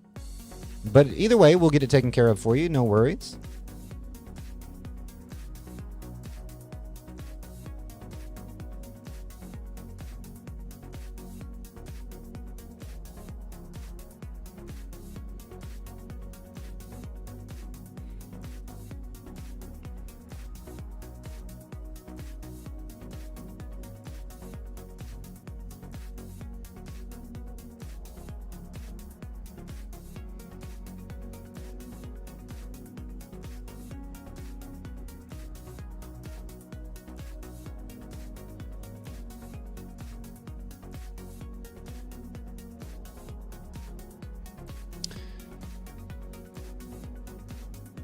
Sushan Gamer, if you're talking about the BitFi trading signal group, the only way you can access that Telegram group is by signing up for BitFi using my link.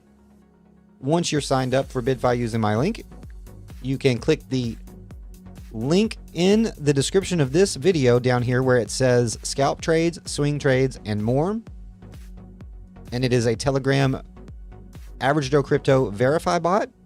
You click on that, it'll take you to Telegram. It'll ask you to enter your UID that you got from signing up using my link. You enter that, and it gives you access to the Signal group.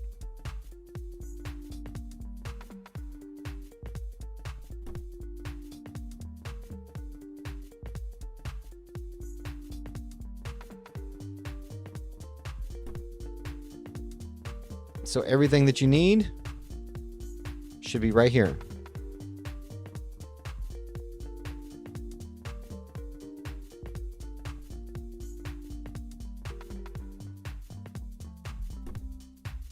So if you use that link right there at the beginning underneath 1,000 deposit bonus, you use that link to sign up for BitFi, make a deposit, get your deposit bonus, and then once you're signed up, get your user ID ready, click on the Telegram link there, verify your UID that you use signing up, and you'll gain access to the Signal group.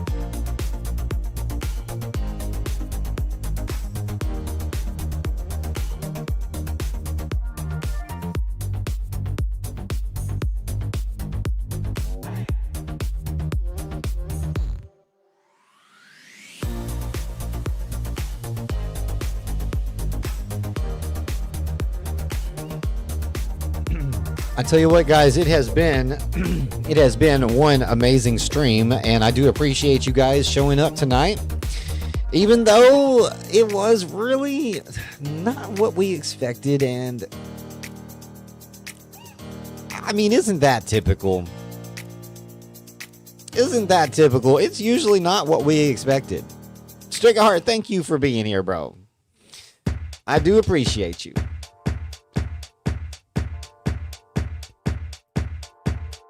Definitely not as we expected. 468 votes. And apparently we had a bunch of people take advantage of these deals. If they didn't lie on the poll. Let's hope they didn't lie on the poll.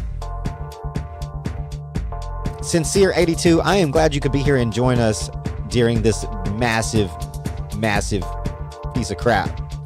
I am. I'm glad all of you could be here and join us.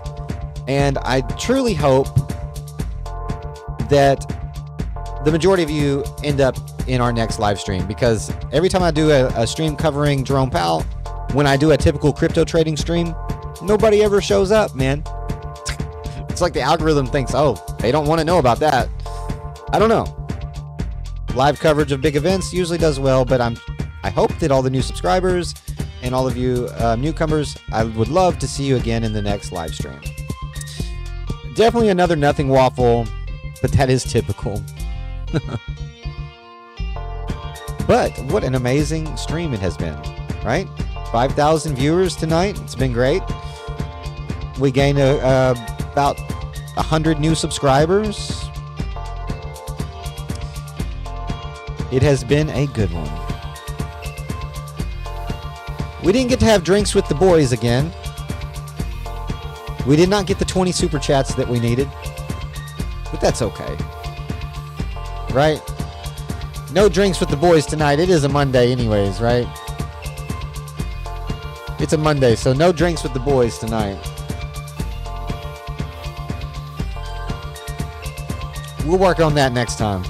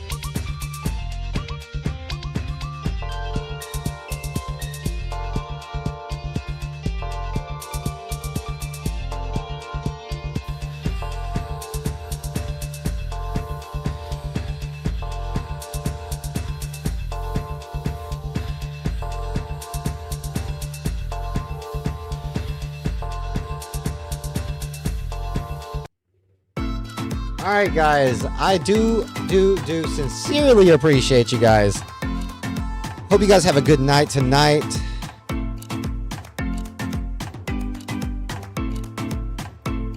And I hope you guys have a great day tomorrow as well.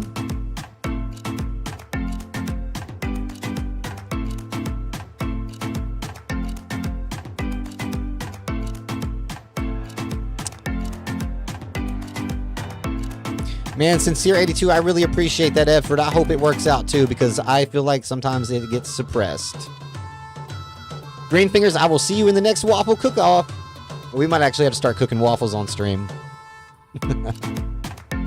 Really though, really. One good way to get notified is Discord. Discord sends out notifications when I go live or upload as well. So don't forget to join Discord. Thank you guys again so much. I do appreciate you guys.